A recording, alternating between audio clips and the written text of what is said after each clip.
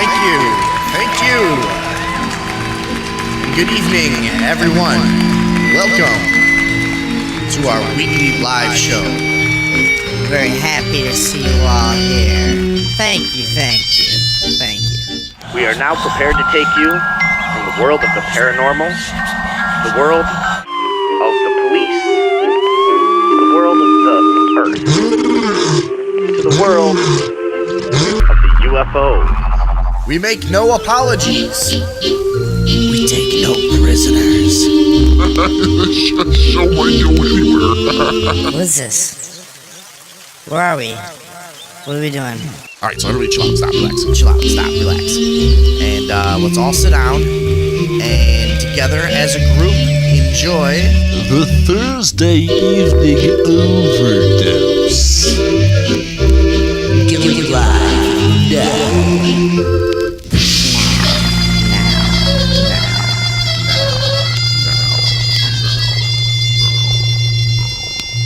Yes, it is April 2nd, 2015.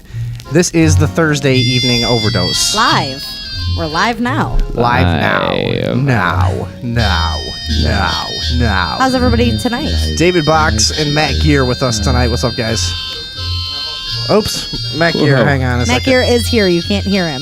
Come back. Say it again. I said, and I also brought my very interesting and fun friend, Sang Jolie, who cannot be on mic right now, but he's here as well. Sang Jolie is the fucking shit, everybody. Holy fuck. All right. Do we want to move to Indiana? I don't know. I can't decide. They got a lot of freedom. Everyone's really mad at them, though. Everyone's so free we at the hate same their time. freedom. All right, I now can go there and exercise my religious beliefs exactly. without being fettered by, what other people think. Because I'm a Satanist Rastafarian, and, you need a place to go. I need to be able to get close to my devils. Need a place to smoke my ganja weed. All right. Now, it's interesting you bring that up.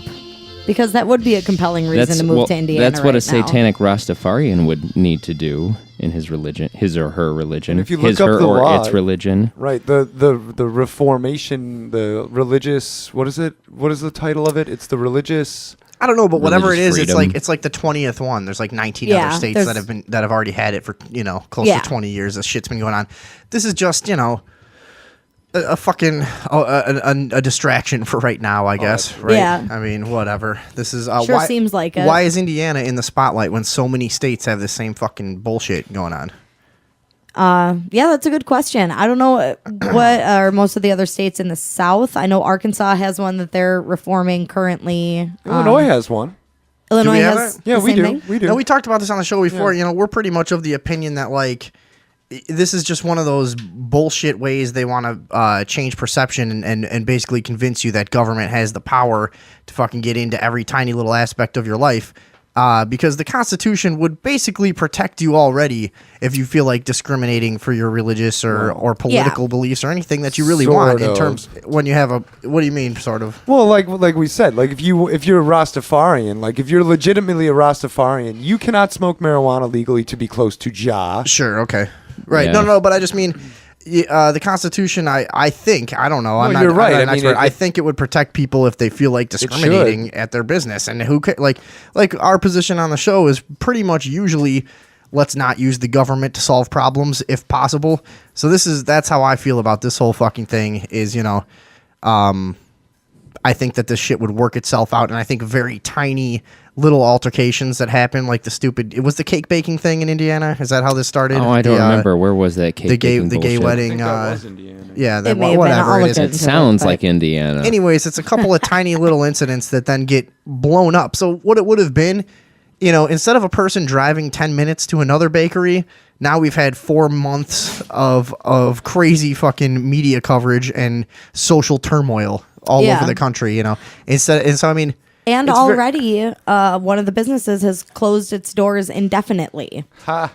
It was a pizza place. Yeah. Memories Pizza, ironically named. And so why did they close? Were they one of the ones that wanted to not serve? No, it wasn't even that they didn't want to serve homosexual people. One of the owner's daughters was asked by news person how her feelings were on it, and she said, if a gay person asked us to cater their wedding, we would have to say no because of our religious standing. But they in no way said they would refuse service to people with a different sexual orientation, and they didn't say But it doesn't matter. See, gays. to me, you don't even have to make those like stipulations. You can just leave it at like what a normal adult would do is go, oh, okay, well, you're kind of an idiot. I'll see you later. Yeah.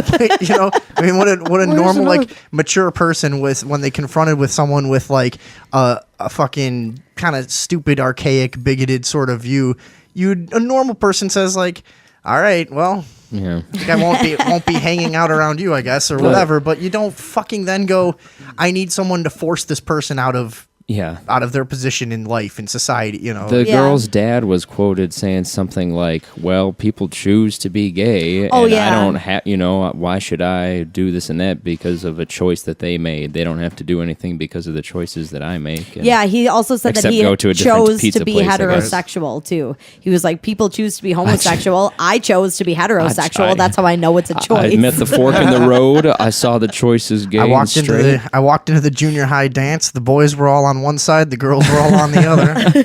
I made my choice. Yeah. And I'm committed. I'm committed to staying straight. Since that day. Oh God. Yeah. So since that was aired, their statements came into the public.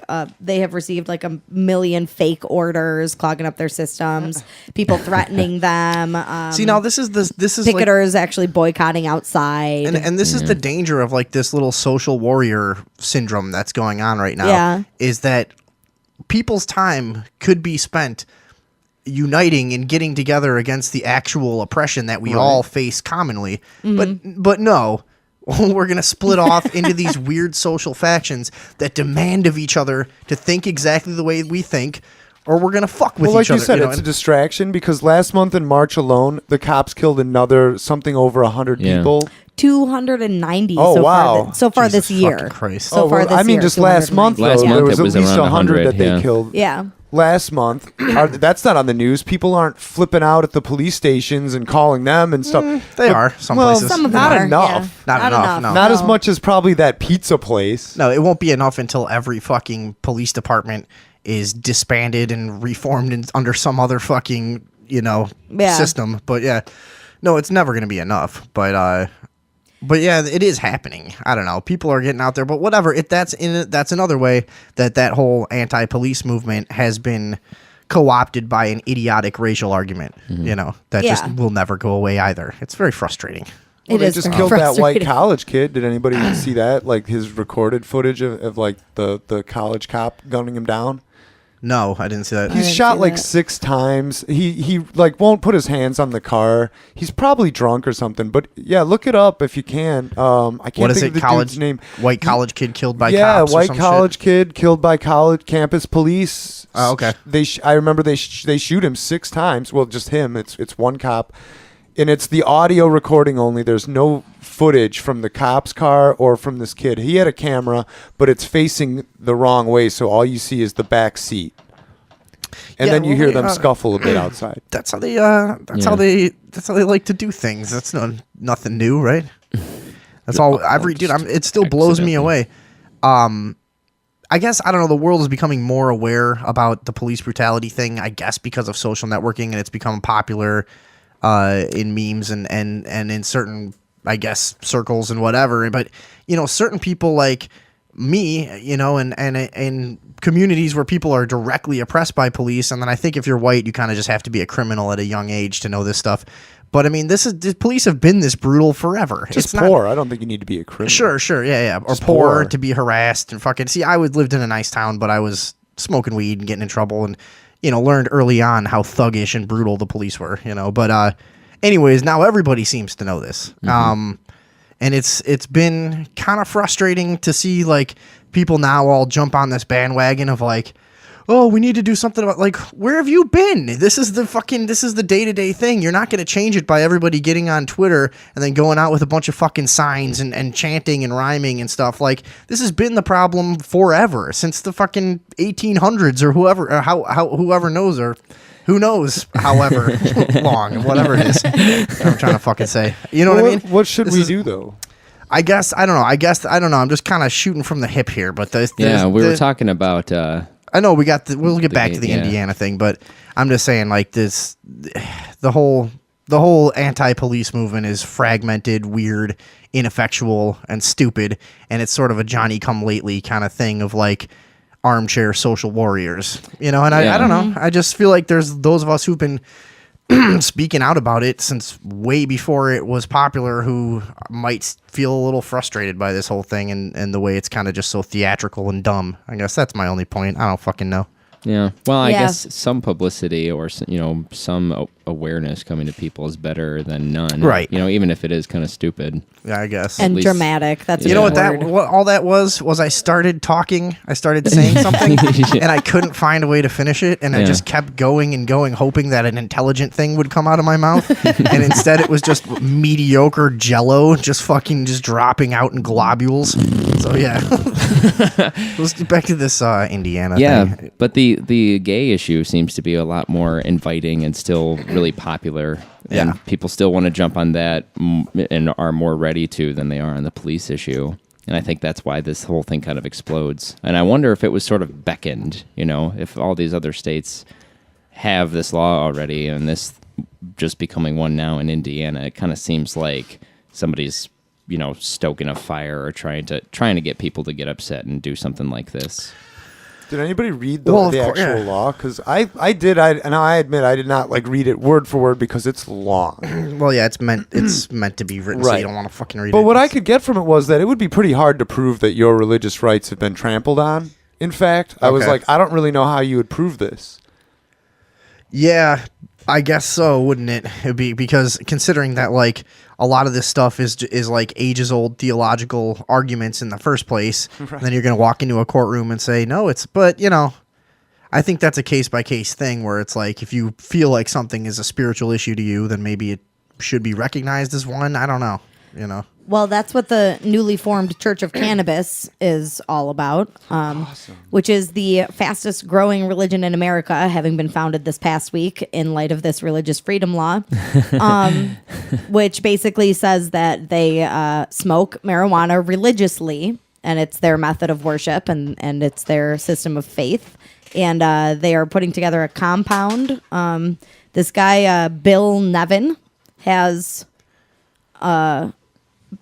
investors, and he's got a team of really high class, very supportive lawyers. You guys see this picture of this guy? Whoa. No. Yeah, it's up here. That guy is blazing all the time. Yeah, I mean, he is clearly he's like just old a Sid pothead. Vicious or something. Wow. I mean, that's really just what I'm going to look like in 50 years. That's really all that is. He's like Rick from Rick and Morty. That's describe him for people. Yeah.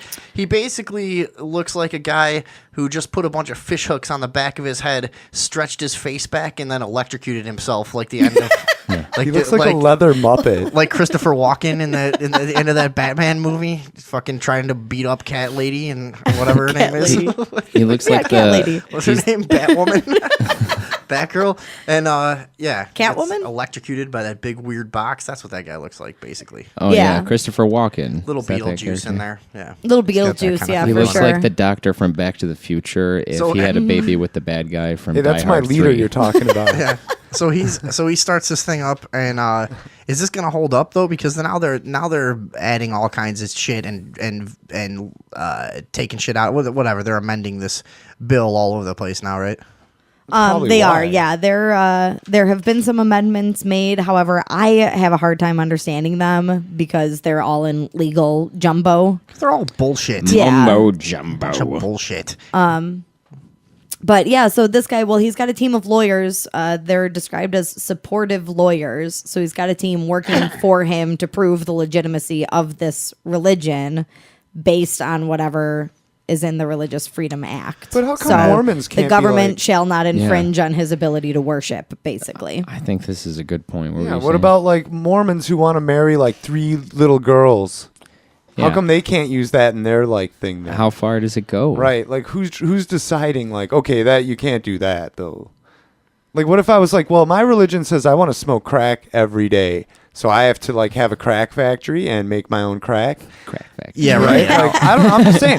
No, like, and or the whatever. obvious is like you could take it all the way to, hey, my religion is to kill one random person a week, and Well, that hurts somebody else directly, and I can understand that. Well, I where know, you might draw but- the line. but they don't. That's never Right. mattered in our legal system before. They don't- Or in religion. Yeah.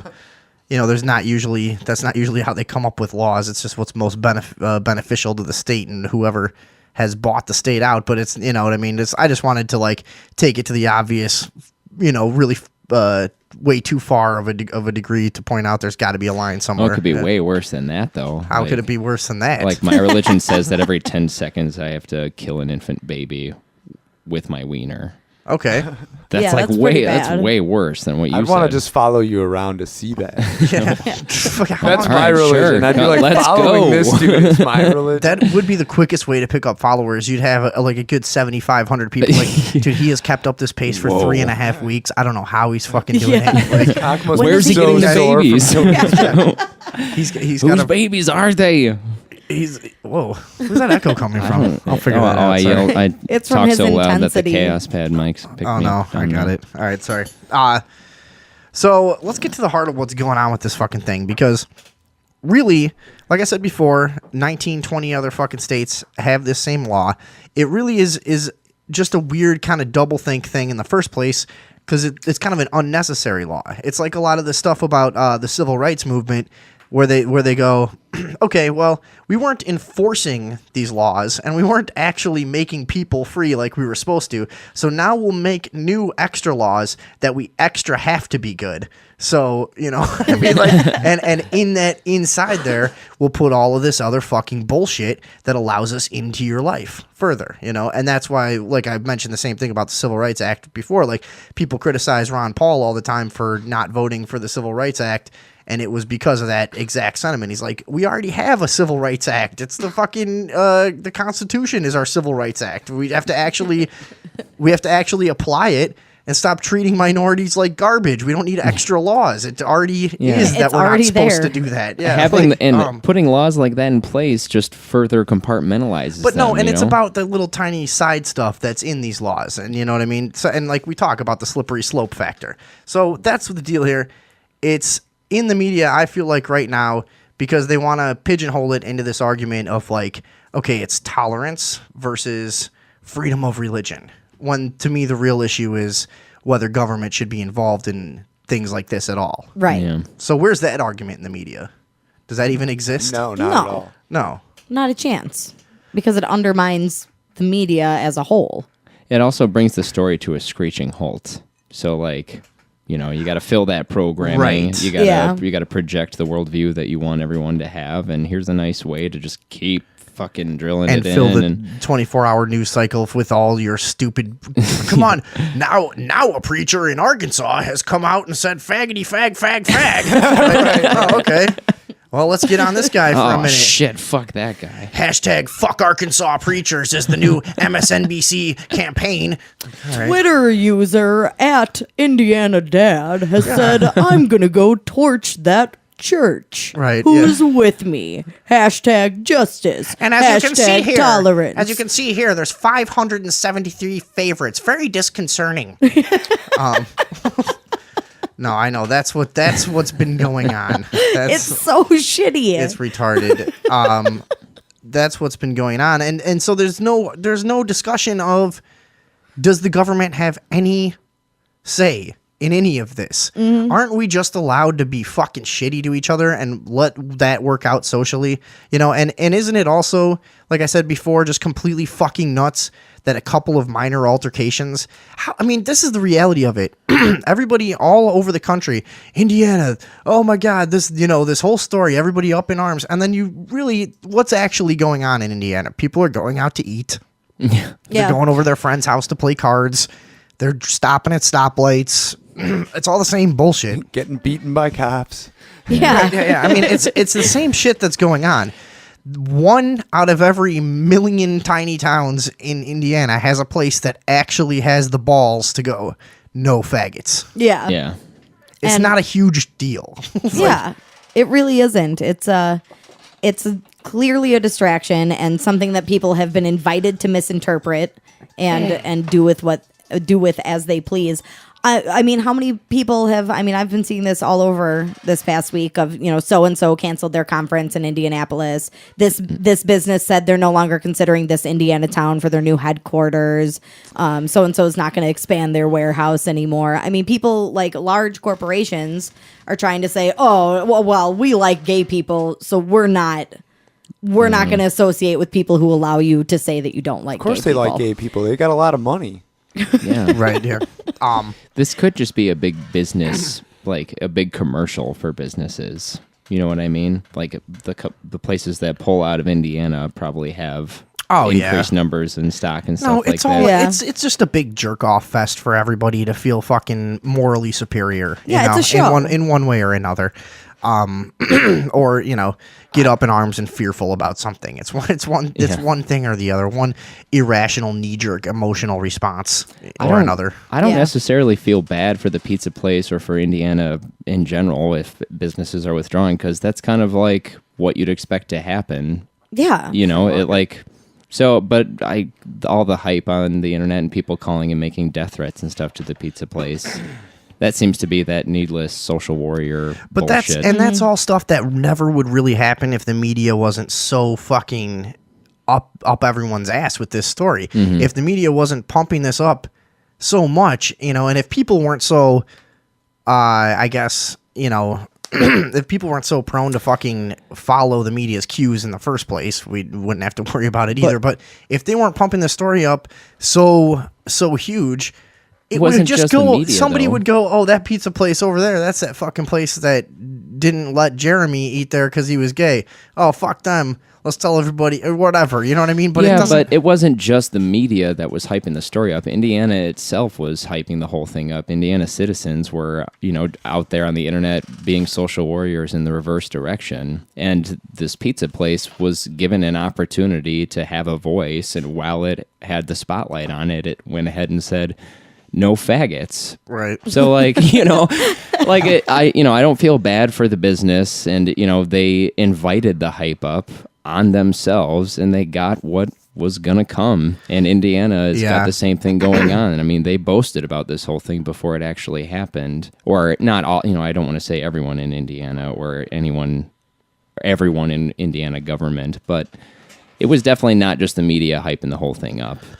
Yeah, I guess you're right. And people are just looking for the next one of these to do. Yeah. Let's fucking get mad about something and rah for a couple weeks, and then we'll go do a tennis player will say something stupid. Fucking do that. Bono will come out and do something.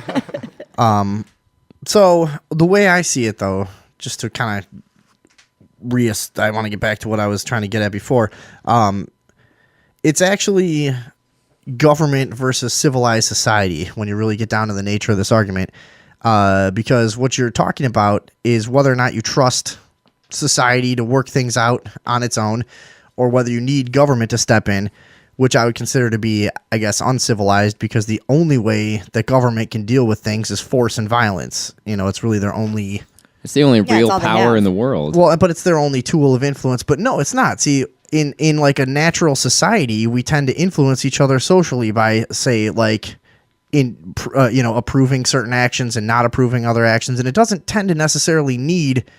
Most things don't warrant like physical violence and beating people down for somebody to go, ah, shit, nobody likes me when I act like this.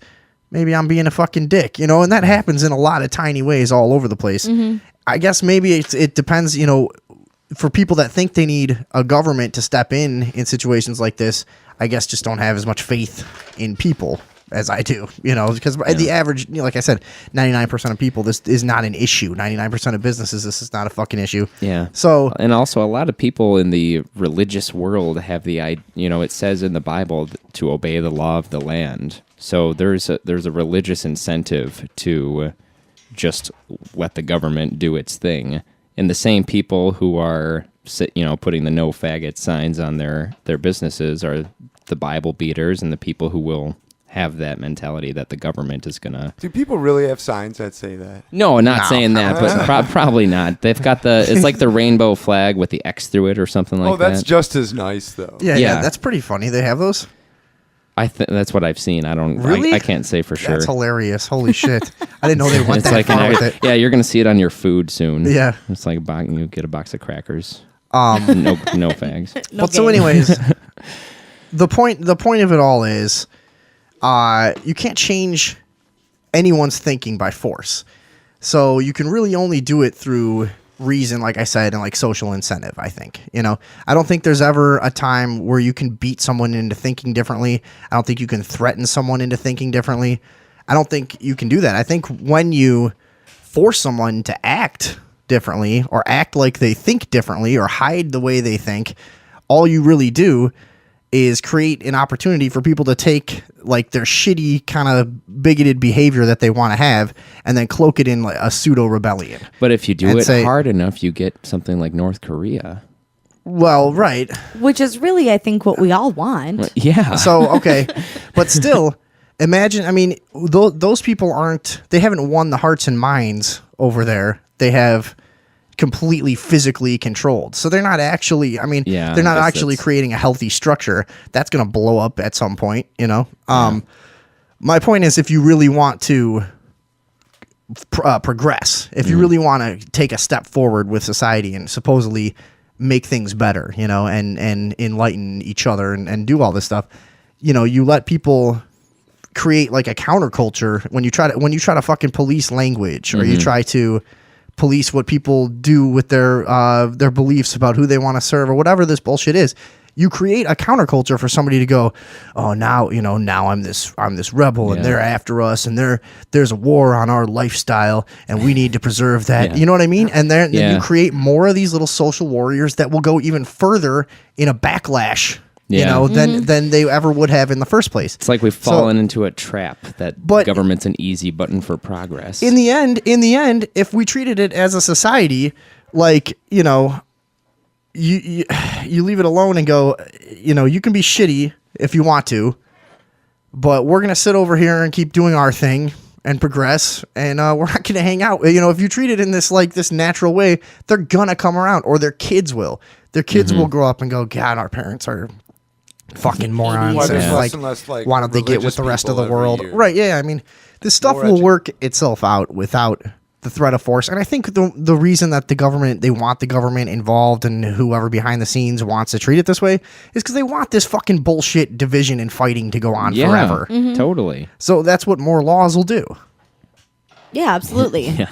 You know what I mean? We certainly don't need more laws. No, we certainly don't.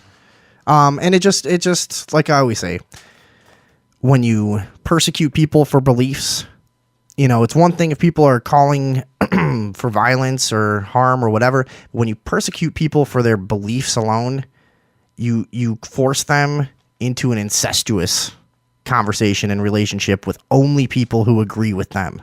And then then that's where you get the fucking Brotherhood of the White Knights of whatever, you get these little stupid fucking little white supremacist factions or something. Why? Because they're not they're not allowed in the conversation. They're kicked out of the social interaction, and they get more and more, what do you call it? Extremised.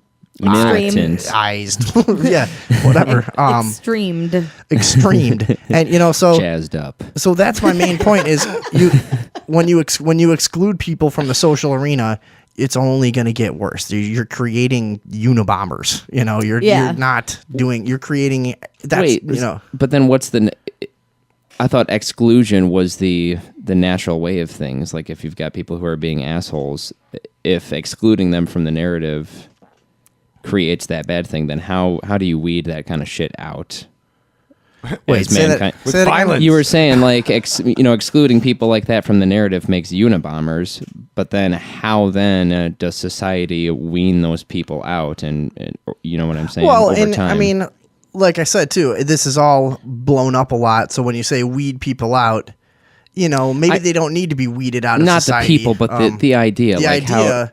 Well, maybe you don't. See, and that's the thing is we're always going to have to be willing to live with people who have different ideas than us and maybe ideas that make us that feel offended, angry.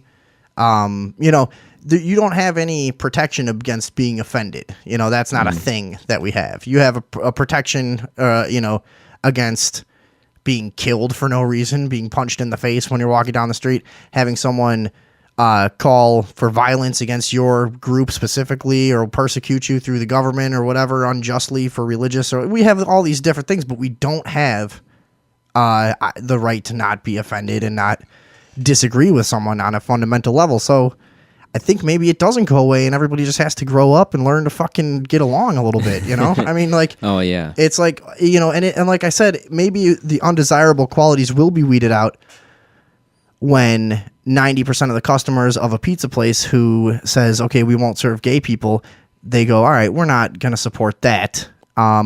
Now the scary thing comes in when they get more business after they do something shitty. Hey, we're not going to serve anybody who's not exactly like this. If you ain't raping babies, you ain't eating here.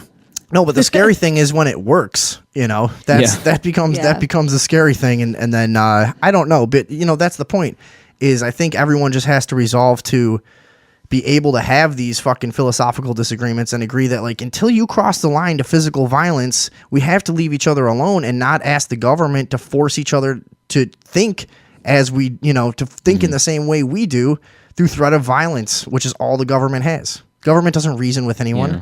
There's no reasoning. There's no convincing. There's no coaxing. There's just... Yeah. Or the threat of financial ruin. Doesn't have to be violence. It could be like... Right. Fines. Extortion and kidnapping. Yeah. That's sure. much what they do. But that has violence at its core anyways, you know. Right. If you don't eventually comply with their demands, then, you know, then you've got to be dealt with violently. Yeah, totally. Well, what else are they going to do? Yeah. I mean, it's a crazy world out there. Yeah, no. So I mean, that's that's the see you later, dude. That's the conversation there. Yeah. What do you think, Matt? What happened? Did we offend your friend? No. Oh, okay, that guy just left. Like, what the fuck? I He's gotta go. out I'm of sorry. here. Oh, he had to go. How dare Okay. these people talk about Indiana? Yeah, while I'm no, here? not at all. No, Fucking actually, I'd really like disgusting. it if you could have him back on because, like I said, we'll have him back. That's cool. he knows a lot of stuff. I don't know what else to say. Anyways, that's the core of my feeling on that is like, don't stop being a baby. Stop excluding people from the entirety of the social arena because they have a belief that you find offensive. So Yeah. what? You know? But in this situation, so you're a person who's offended by what the pizza place said, and you decide not to go there anymore, right? That's what a normal person's going to do. They're not going to go there and be like, "Hey, bro, just so you know, I'm not." No, coming and here even do anymore." anything you would like to do socially to get the word out and say, hey, this place is bullshit. If you don't want to support, because you have that right too to say, I don't want to support the future of a family and a business that believes this way. Okay, fine. Do everything you want socially. My only problem is don't fucking get the government involved whatsoever. That's all. Yeah, totally. You know? But excluding them from the conversation, I guess that needs to be clearly defined because it's like, whoa, there's a cat here now. Yeah, he just forced his way in. You know what I'm saying though? Like, what are the other What's your options? actual average person supposed to do? Who's just going to say fuck that pizza place Well, all I versus mean, go there and try and when I say reason and voice it? Sorry, yeah. When I say exclude them from the conversation, I mean, you know, when you tell the government, hey, you need to make these people do X, Y, Z, or else they get dealt with, you know, by force. That would be excluding them from the conversation. Right. Including them in the conversation would be, hey, I'm not eating at your fucking place anymore. I see. Okay. That's the conversation. Let's all have the conversation of not going there anymore and voicing our opinion and whatever. And then those people have the ability to maybe catch up. You know, it's not like no one can change.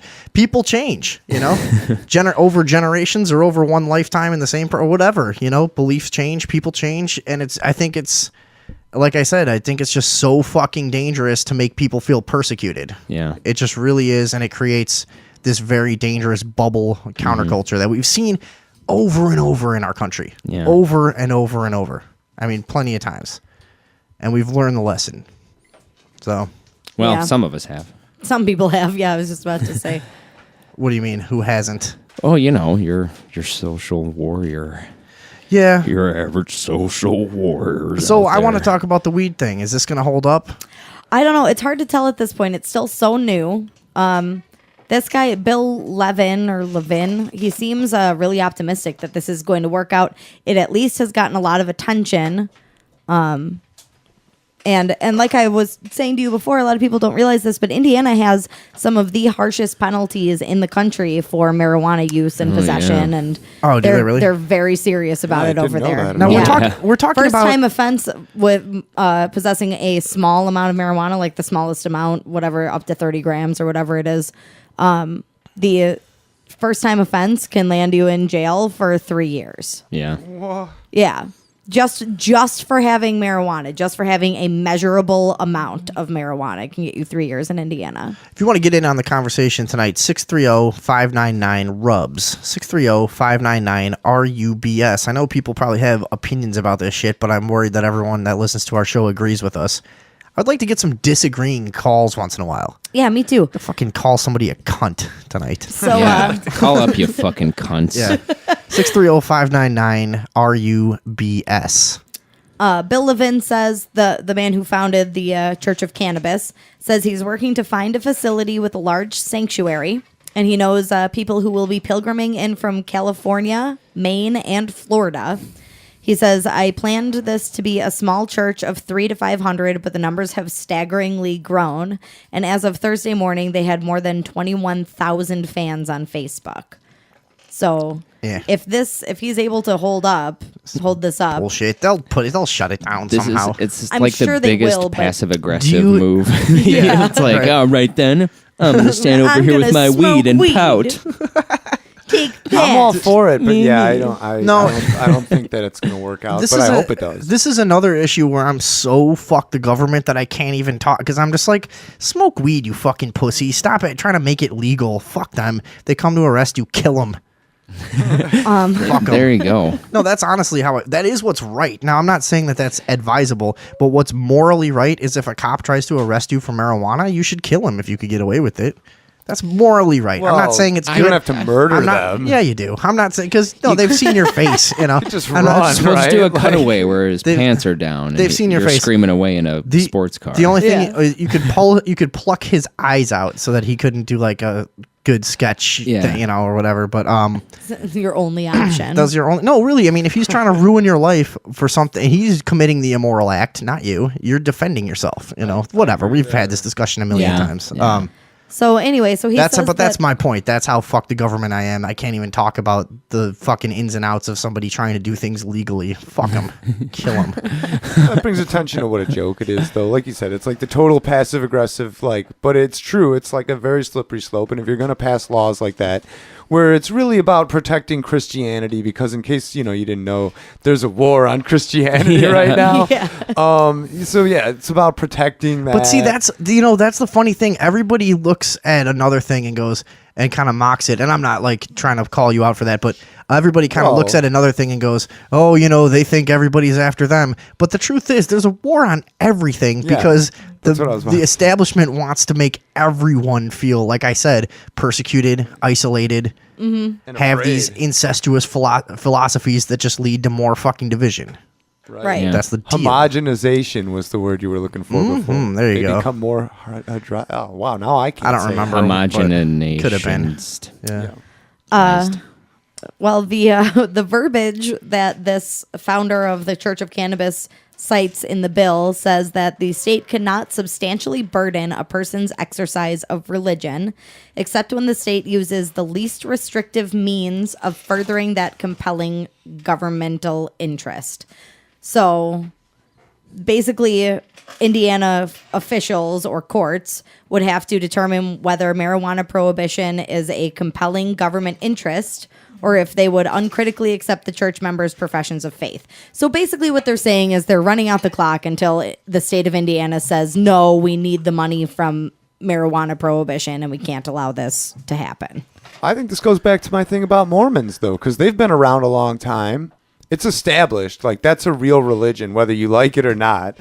Can't they be like, well, I want to marry 3 women? Like, that's just our religion. Who am I hurting? Why you like that? Seems reasonable to me, even honestly. Yeah, I think you should be totally reasonable. able to marry as many of whoever as you want. Who gives a shit? Yeah. Sure, I agree. Marry anything. The problem is that they have like child brides a lot, and have fun paying all that alimony. Ooh. Oh, hey. Sorry. Really, who wants more than? Geez, 3 wives with Another wife? Are you Right. kidding me? right? I already hate the wife I've got, and I can't stand any more women around because I'm a man, and men and women don't like each other. And they're expensive. When you're right, Vinny. God damn it. So I got the audio from that thing that Matt was telling us about before. What is this, Andrea? What did you send me?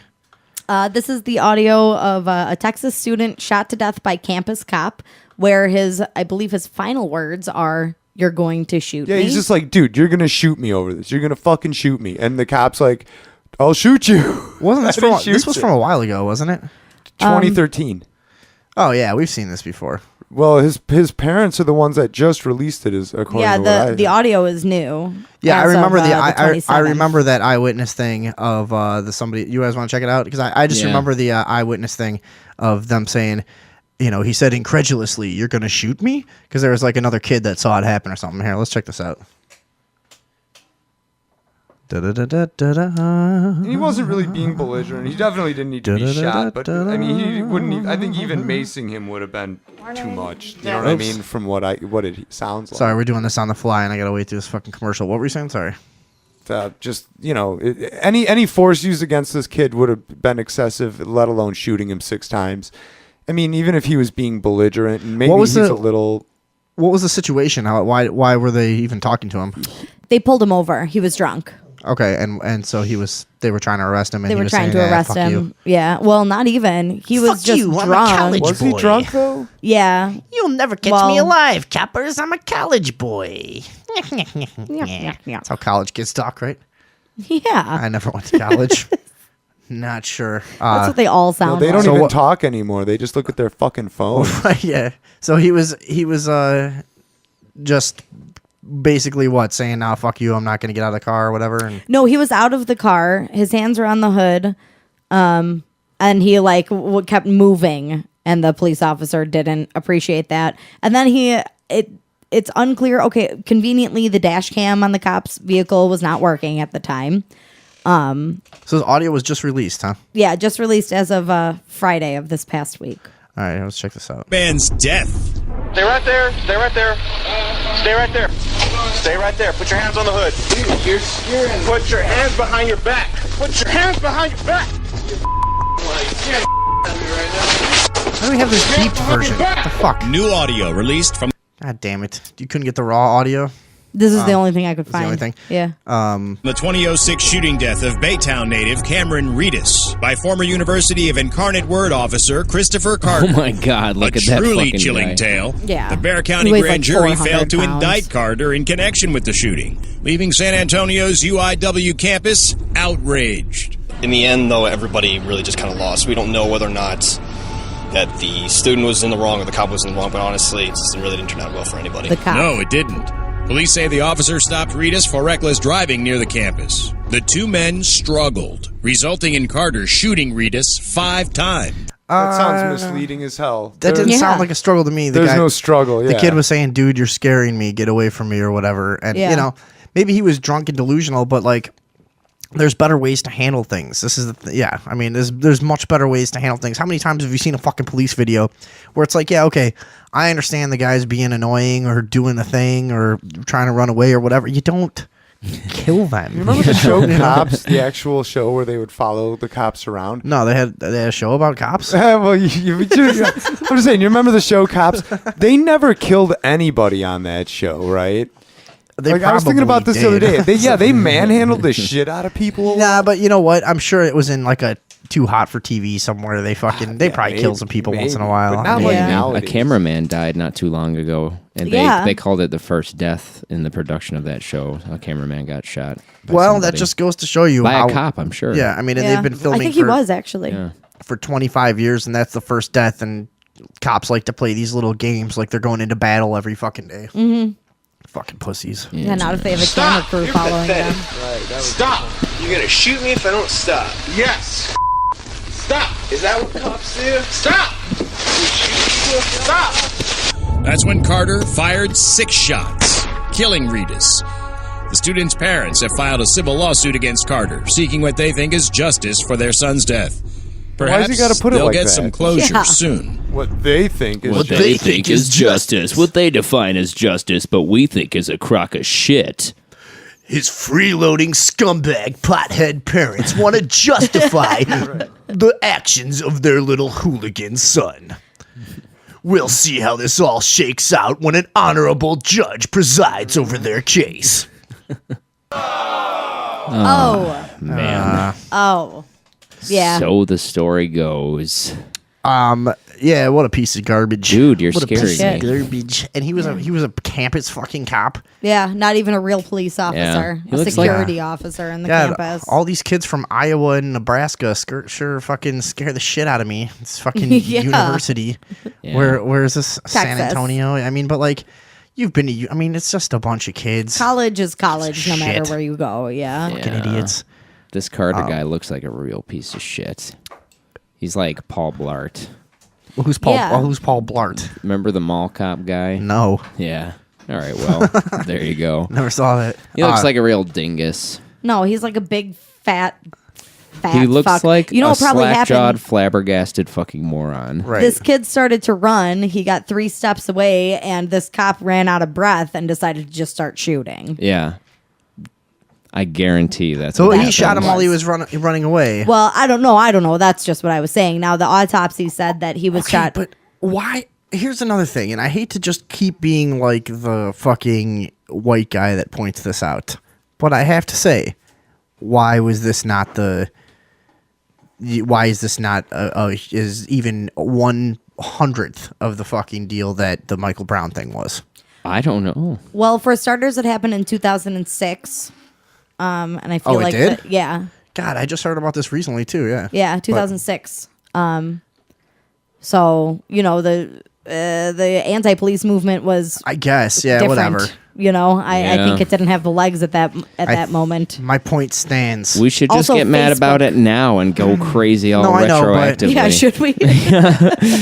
I was just attempting. find this guy. I was attempting to make the point about how they only use the comedians, racially charged. the racial Race war. cases to Yeah. contribute to the race war. The media. Yeah. It was a Beautiful, poor beautiful attempt race at my war. point. So the kid was hit war. 5 times. Out of the 6 shots, he was hit 5 times. Once in the chest, the back, the eye, the elbow, and the hip. Whoa. Dude, Yeah. That cop just came from one of those He was just fucking like- games where you shoot ducks. Yeah. He was like fucking picturing ducks. I'm like, I gotta get him in all these places. Clang, clang, clang, clang. what's real weird is the audio comes from the cop car and you can hear the whole like the kid couldn't have been running away and there was no like thumping or thudding or anything. It seemed like the kid just didn't want to have his back to the cop and get handcuffed. Well, who does? And the cop was just like, turn around or you're dead. I'm a cop.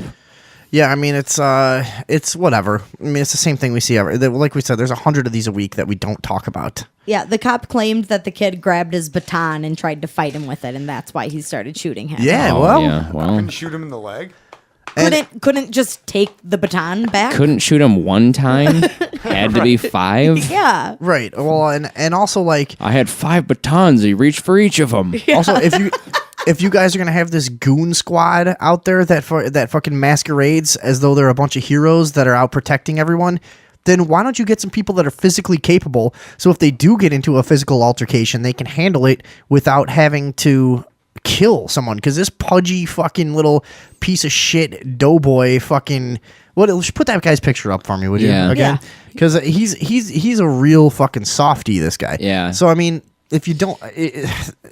He goes home and he had no plays way- Call of Duty and then he masturbates Right, into and a sock. he had no way of defending himself or of hurting anyone in a good old fashioned 1950s cop way where you just beat the shit out of them and leave them alone for a while. Yeah. take them back home. I've said 1,000 times. How great would it be if you've ever been in legal trouble where it ends up being 2 years of your life? How much would you have rather just had the shit beat out of you? It happened to me behind a supermarket or something. Wouldn't you rather have that? The one and only rave I ever went to, right? I went with my friend, and I thought raves were like illegal parties where anything goes, right? Yeah. So I'm rolling up a joint in like what was like a bathroom, and this guy is like, "Hey, motherfucker, like, don't you fucking like flush those drugs and shit." And I thought he was just fucking around. I'm like, yeah, get the fuck away from me. And the next thing I know, these 3 black dudes, I thought I was getting robbed, just started kicking the shit out of me. And then the next thing I know, they're shoving Chicago police badges in my face. Oh, nice. And they're like, "This is what raids the party. This is what raids the party, motherfucker." And they all started kicking me and shit. And then I'm not kidding, they just took my shit and left. Yeah. They probably weren't, Plain clothes. They probably weren't cops. Yeah, they probably weren't cops. Because, do you know how many times I've had that No. idea? Like, do you know how easy it would be to find a bunch of 19-year-old white kids and fucking just scare the shit out of them? That occurred to me, but on my way out, they were there and shit, and they were definitely the security there. Yeah. That thought occurred to me, too. Yeah, no. No, they were real Chicago police. I've had a place where I know kids party since I've been in high school that I've thought many times, like, all I would need is a flashlight and a toy badge, and I could just get, like, an ounce of weed and a bunch of liquor. Just fucking take all this kid's shit. Like, 4 pipes. I'm going to let you guys go this time. I don't think I would ever be a convincing cop, though. No. I don't think they would buy it. Hey, I had some cool good news to share today, though. Okay. I told Andrea to look up Elio Motors. I heard about this like 2 years ago, and I was like, it'll never happen. But apparently, it's happening. It's you can get a brand new car. It's like a hybrid car, under $7,000 new. It has 3 wheels. It has 2 in front and 1 in back. Looks like the car of the future, and is pretty cool looking. And if it's for real, like, dude, it looks pretty dope. Like, and it's free shipping. Yeah, it says less than $10,000. So I guess after tax and getting it out to you and stuff, it's less than $10,000 to get a car that gets 84 miles to the gallon. Holy fucking God! Christ. Yeah. That's pretty fucking crazy. I'll post this on the page for everybody. I'll post this article. Look at it. It's cool looking, right? Yeah, here. Oh, there's an ad. But here, I'll put this up on the page while we're looking at it. Yeah, it's kind of cool looking. It looks it's real future-y looking. It looks like it reminds me of like an American Volkswagen, like the car for everyone now in the future, and like pretty much most people that's not that unobtainable. 10 grand or is that like? So why are you so into this car? I just think it's great that's like an affordable car that's like a hybrid. It's not real big. You know, I don't know. I dig it. I can't. I'm not like a car guy, but I just dig it. Like, well, no car guy in the world. No, you didn't have to say, "I like this new 3-wheeled hybrid." And by the way, I'm not a car guy. That was that pretty much went without saying. That. I don't know. It just looks like a cool future car, and I just really dig that I could actually almost afford that if I saved up and got a job and shit. Yeah, and it practically pays for itself with that gas mileage. Hang on, we got a happening young lady here to describe it. Ready? Look at this fucking disgusting old mess. I'll say that's for sure, Carolyn. Thank you so much. Yeah, this could be the car of the future. In fact, it actually is, and we are getting a sneak peek for you today. This vehicle is a 3-wheel car, and I hear it gets 84 miles to the gallon. This is unbelievable. And also, it costs less than $10,000. What? I can't believe it. Ken Tonkin is here from St. Francis University. You're going to be hosting. They're standing in front tomorrow, of it, so we can't get a good look at the car. Here. It's a 3-wheel car. Who did you bring along today? This is my good friend Jerome from Elio Motors. I'm going to allow him to make his own introduction. He's he's the VP for Elio Motors, and we're pleased to have him with us today. Like it'd be so Jerome, it easy is such to a park. pleasure to have you here. And thanks for braving the weather with your car here. Tell us what you brought along. Well, we brought the Elio with us. It's made here in America, 84 miles per gallon, like you said, $6,800. Wow. Right. $6,800? That's fucking crazy. God damn. Dude, I'm going to do that. That's where I got $7,000 from. Before. Yeah, but it's got like bike wheels, does it? It looks like No. a no, they're future wheels, man. It doesn't Don't fucking worry about it. Just doesn't look like a good car to me. Well, let's see. What was pretty cool is that it actually goes in the snow. I saw pictures of this, and we've had so much of it this winter. So that's true, right? It can get around pretty good. Yes, we're from Detroit, so we're you know just what's funny? the same Wait, thing. pause this. And That's funny. The shape of that car. If anyone ever took a like engineering or design class way back when, if you're old enough to remember when you would just have fucking stupid computers in your class that just had white lines. You remember those, like, where you'd have a program that was just like 8-bit, like white lines, In the days of the floppy disk. If you had like an engineering design class and you ever designed a car in one of these things, that's what that fucking car looks like. That's like the perfect, most aerodynamic shape. Anyone who did that will remember what I'm talking about. You guys, none of you ever did that? I never did that, no. Oh, man. I had woodshop, man. But that is like a perfectly designed car. But yes, we use front engine, front wheel drive, just like your typical family sedan does today. So yes, it does. Wow. Well, let's move down the side here so you can kind of show me what we got. It's a very small, compact vehicle, right? Well, look. It doesn't look like we're as long as a. It's a one passenger vehicle. We have the same wheel. You got some other. Yeah, that one looks like only one person driving. You got some other ad playing there. I had to mute it. Using the body, cutting the body. I could have swore it seats 2 people, but I might be wrong. It might be that's on our. That's already better than the plane car that we talked about before. Remember that piece of shit? Yeah, that stupid flying car. That's actually just like a. That's not the future. It's like a plane that the wings fold up and can kind of drive around. Yeah, but it looks stupid as fuck. A rickety piece of shit. The worst car ever combined with the worst plane ever. Can you imagine getting in like a fender bender like at 3,000 feet in the air? Like, fuck that. Whoops. In that thing, though, you would just flutter down like a cardboard box, you know, just kind of like, really slow, just back and forth all the way down to the ground. Just get up. Like, whoops. Fell down in my stupid cardboard plane. Whoops-a-doodle. But I don't know. I think that thing looks awesome. I just wanted to bring it up on the show. So that's cool. I shot a fox with a BB. You did? Yeah, 2 days ago. Because, well, listen. Every day at about 6:15, this fox has been coming through the yard. Now, if you've ever lived next door to the woods like me, you'll know that nature has a schedule, and you'll see the same animals in the same places at the same time.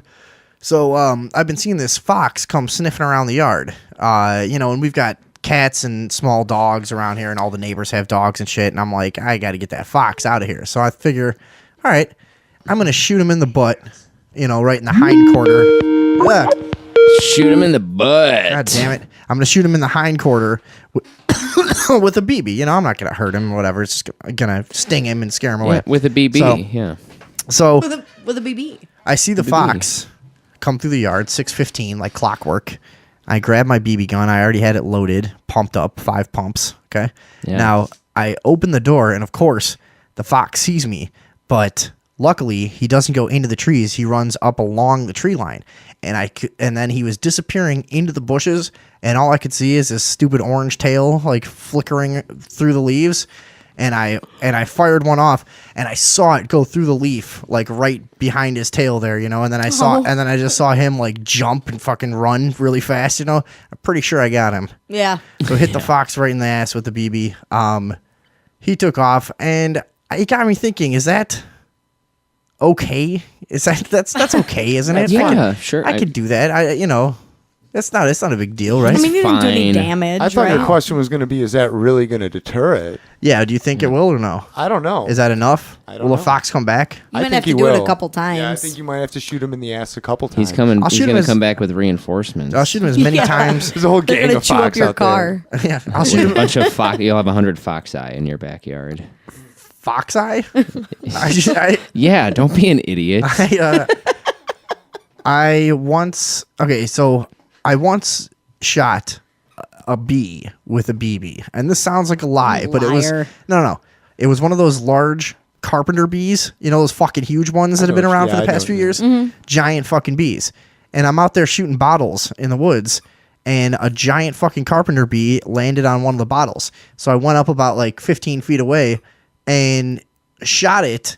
And it like split into 3 pieces, just like flew everywhere, just bee carnage, just. And I felt terrible, kind of. I was like, why did I fucking do it? Like, it seemed like it was one of those things, like, I didn't think I would actually be able to do it.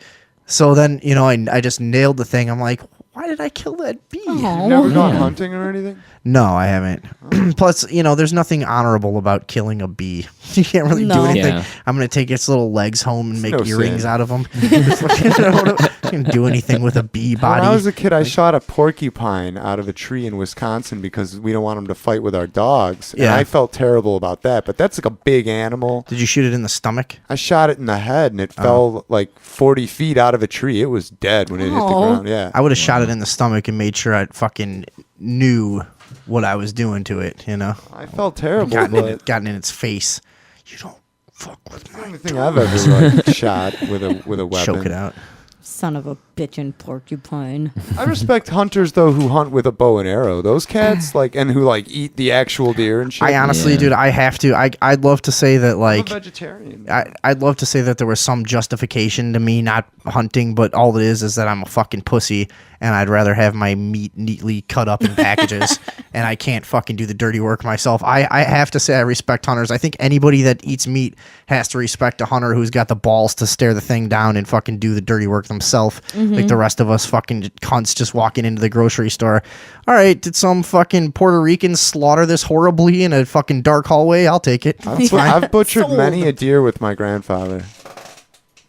I've held deer hearts and shit But I'm a vegetarian. But yeah, I when people shoot animals, I'm like, oh, that's cheap ass. But bow and arrow, that's like real deal hunting. You've committed like a week of your time to hunting a single animal pretty much that way. Yeah, I don't understand what people think the challenge is with hunting an animal with a gun. It just seems like it hardly seems like sport. It doesn't really seem like a challenge. Yeah. Besides the fact that you need to wait around for something to show up. I think it's I think that it's probably a lot harder than you fucking think. I think that it's probably really difficult to. I mean, shooting's not easy. I think there's a reason to get the guys go out for 10 times in a year and only get $2 all the whole time or some bullshit. You know what I mean? It's like I think there's probably a lot more to it than you realize. Yeah, I don't know. I'm just guessing. Well, do you think it's easier to hit an animal with a bullet, or do you think it's easier for an animal to avoid being hit by a bullet? It's easier to walk up and fucking smack him in the face with a hammer. Is that the kind of hunting you're interested in? When I go deer hunting, I go up in a tree and I swing down on a harness like in a stage production, and I have a couple of my friends down there manipulating the ropes, and I swing down like Peter Pan and just smack him in the eye with a ball peen hammer. Yeah. Start pissing. That's all it takes. Would you work in a slaughterhouse if it paid really well? No, I can never do that. There's certain things I didn't even like when I was a cook for a long time. I worked at some places where I had to do some butchering and stuff, and I didn't even really like doing that when it's too much of a whole animal, even if it's like a fish, some dumb little fucking animal. It's just, it's just gruesome, and I know you get used to it, but Yeah, but it's I don't know. it's a little personal too. Like you said, like I would never. I quit eating meat a while ago, but I would never want to look my food in the eye and then prepare it to be eaten. That to me it seems barbaric. I understand it's the circle of life. I just I mean, you ate meat for a long time. I did, yeah. And but so, but I never had a desire to look at the animal that the meat came from. Well, nobody does. That's I would the point. rather have. That's the why you gotta. That's disconnection. why you gotta respect the people that can actually do that, because I think to a certain degree, that's part of the reason that people become hunters is because they have this kind of like respect for nature and this, kinship with it. I think in a lot of cases, they feel like they should earn it. Yeah. And they want to. Yeah, exactly. I guess that's the simplest way of putting it. Yeah. Huh? Like there's towns in Mexico that like have a big. I just heard about this on NPR. They have like they use every part of a big pig and like everybody eats it, and like they melt down its bones for something, and they use its hooves for gelatin, and its skin, like every little bit of that pig gets used. Use its eyes for hilarious little hand puppets. You can eat their eyes. Eyes for fucking creepy fucking. I boiled a pig head when I was living in Cicero. There's footage of my friends eating it, and my friend Phil eats both of its eyes. That's way to go, Phil. Yeah. Good for you, Phil. I don't think I ever want to eat something's eyeball. And that pig didn't see it coming. I always liked going down to the pond when I was a kid and poking the eyes out of the dead fish that would be laying on the little like embank with the little mud between the water and the flood wall, you know, when the water would get low. Yeah. There would just be fish laying around everywhere. Me and my little friends would go down there and get little pointy sticks and poke out all the eyes of all the fish. And then sometimes we'd take some of the dead fish and we'd put them on the seats of the porta potties. That's awesome. That shit was you? That was us. That was like one of our mainstay pranks that we used to do when I was like 6 or 7. Like, let's go poke out all the fish's eyes at the pond and then take the biggest fish and we would like lay them neatly across the toilet seats. So that we would open the door to go in the, you know, and you'd see like a fucking 2.5-foot carp. You know, we'd find the most giant fucking fish we could and just put them on the toilet seats. Oh, God, that's horrible. Oh, and it's like 105 degrees in there too, you know, in the summer. Just fucking baking, just diarrhea and carp. Yep. Oh, yeah. Diarrhea carp. Some leftover hot dogs and shit. Carperia. We'll be back in just a couple of minutes. We're going to take a quick break. Thank you for checking us out on the Thursday Evening Overdose, an extension of the Sunday Evening Overdose. Find us on Facebook, Gmail, Sunday Evening Overdose at gmail.com, Twitter, all that shit, Instagram. Check us out. Become friends with us. We will be back in a couple of short minutes. We got some good bits coming up. It's the Thursday Evening Overdose. Overdose. And we're back. Overdose. We're back. We're back. Thank you for sticking with us, ladies and gentlemen, for our Thursday show, which is all unprepared off the top of the head for the most part. Tune in this Sunday as well for the Sunday Evening Overdose, the main show that happens every Sunday at 9 p.m. on Ustream. You know, 9 stream. I can't say it enough. I hate every motherfucker that comments on our YouTube videos ever about anything. What is it that about being in a YouTube comment box that turns everyone into a little fucking prick? Even like people that aren't talking shit have to have this like smarmy, like, there's people that will comment on our videos and just explain the same thing we said in the video, but they'll put it in this way, like, it's all like I talk about, like the truth movement people. It's all, like, which we generally agree with, but we just hate their fucking whole vibe. But smug cloud. Right? Yeah, it's the cloud of smug, and it'll be these guys will just. It'll be agreeing with everything we said, but they'll say it in this smug fucking way as though they're informing us, Allow me to say it more perfectly, please. And then the shit talkers is always just, oh, why do you guys have to swear?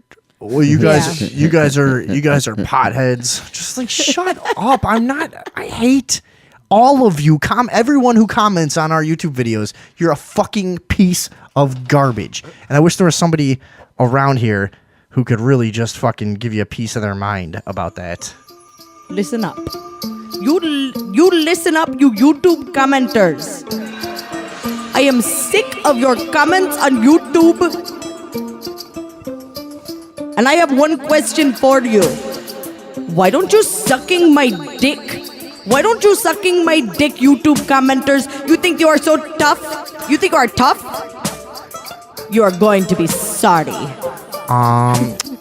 David Crowley was killed because he was such a great filmmaker that his movie really threatened the establishment, and they had. I'll tell you a threat. You want to hear a threat? I'll threaten you. I'll threaten the establishment of you. You want to go outside? Do you want to go outside? I will fuck you up, YouTube commenters. And what are you, some kind of Indian lady that hates YouTube commenters? Yeah. Is that your whole thing? Fuck YouTube commenters. Are you kidding me? Have you even been on YouTube? These fucking fucks.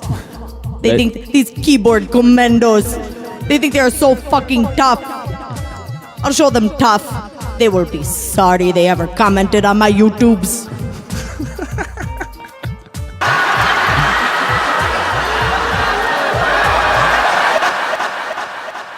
All right. What, like you like them?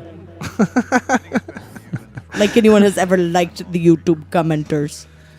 All right. Fuck you. Take that, stupid YouTubers. I hate everyone. I don't want to do this Everyone anymore. is the worst. I know. We just have to stop. I'm just not reading any comments anymore. Either you leave us comments that are fucking helpful in some way, or we're gonna talk in weird Indian echoey voices at you about your stupid bullshit. That'll be a new thing from now on. If you want to comment stupid bullshit on our stuff, the Indian lady's we're gonna start reading the comments, and you're gonna respond to them. Yeah, she's gonna fuck you up. She's tough. Yeah. I'm kind of scared of her. Yeah, she's short and she smells fucking weird. Yeah. You had you had some Monsanto. Oh, we got some Monsanto shit. Is there anyone who doesn't hate Monsanto? No. Is there anyone who knows who Monsanto is and doesn't hate them? I imagine it's just a guy, like one guy. one mean It's old just dude one in guy. a room. I call that seal guy to kick his ass. Yeah. All seal. I've met one or two people before that are like that really do that are intelligent people and also buy into this like, hey, they're feeding the world. They're feeding poor people in Africa, and hey, the risk of GMOs is a necessary evil and blah blah blah. You know, so there are a couple people out there that do believe it. I think they're probably in the minority, right? I mean, we needed Agent Orange to hurt all those people. I mean, what else were we gonna do? There was no other way. Historians agree that killed them the best. Listen, sometimes a farmer has to go out of business because our fucking patented seed blew into their soil. It started growing, and that just has to happen. So nobody doesn't hate the Monsantos. But Monsantos. what are they in the news for now? Well, they've got a couple new things going on. We have Send me that video too. Yeah, I'm sending it to you. What's the first thing, though? The first thing is that the city of San Diego is suing Monsanto because they have fucked up everything in their water. And they have still 30 years after they outlawed the use of carcinogens, they're still finding dangerous levels of carcinogens in their bay. And in their animals and in their soil. I think I know that a lot of small towns have sued Monsanto and taken legal action against Monsanto for completely ruining places. Ruining it. There was a town called Anniston, Alabama, I want to say, that was a famous place that Monsanto just completely fucking destroyed. There's a couple places in Illinois. I think there's a town in Illinois that was originally called Monsanto until it was and it was changed to it's a town you fucking heard of. You can look it up for us while we watch this video. Find out what that was. But I mean, they have destroyed. I mean, and in most places, then they had to change the name of the town.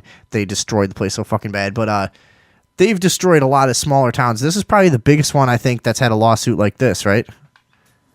Yeah, this is the largest scale thus far. But I would wager that once they're successful, more towns will start to say, well, you fucked us up, Yeah.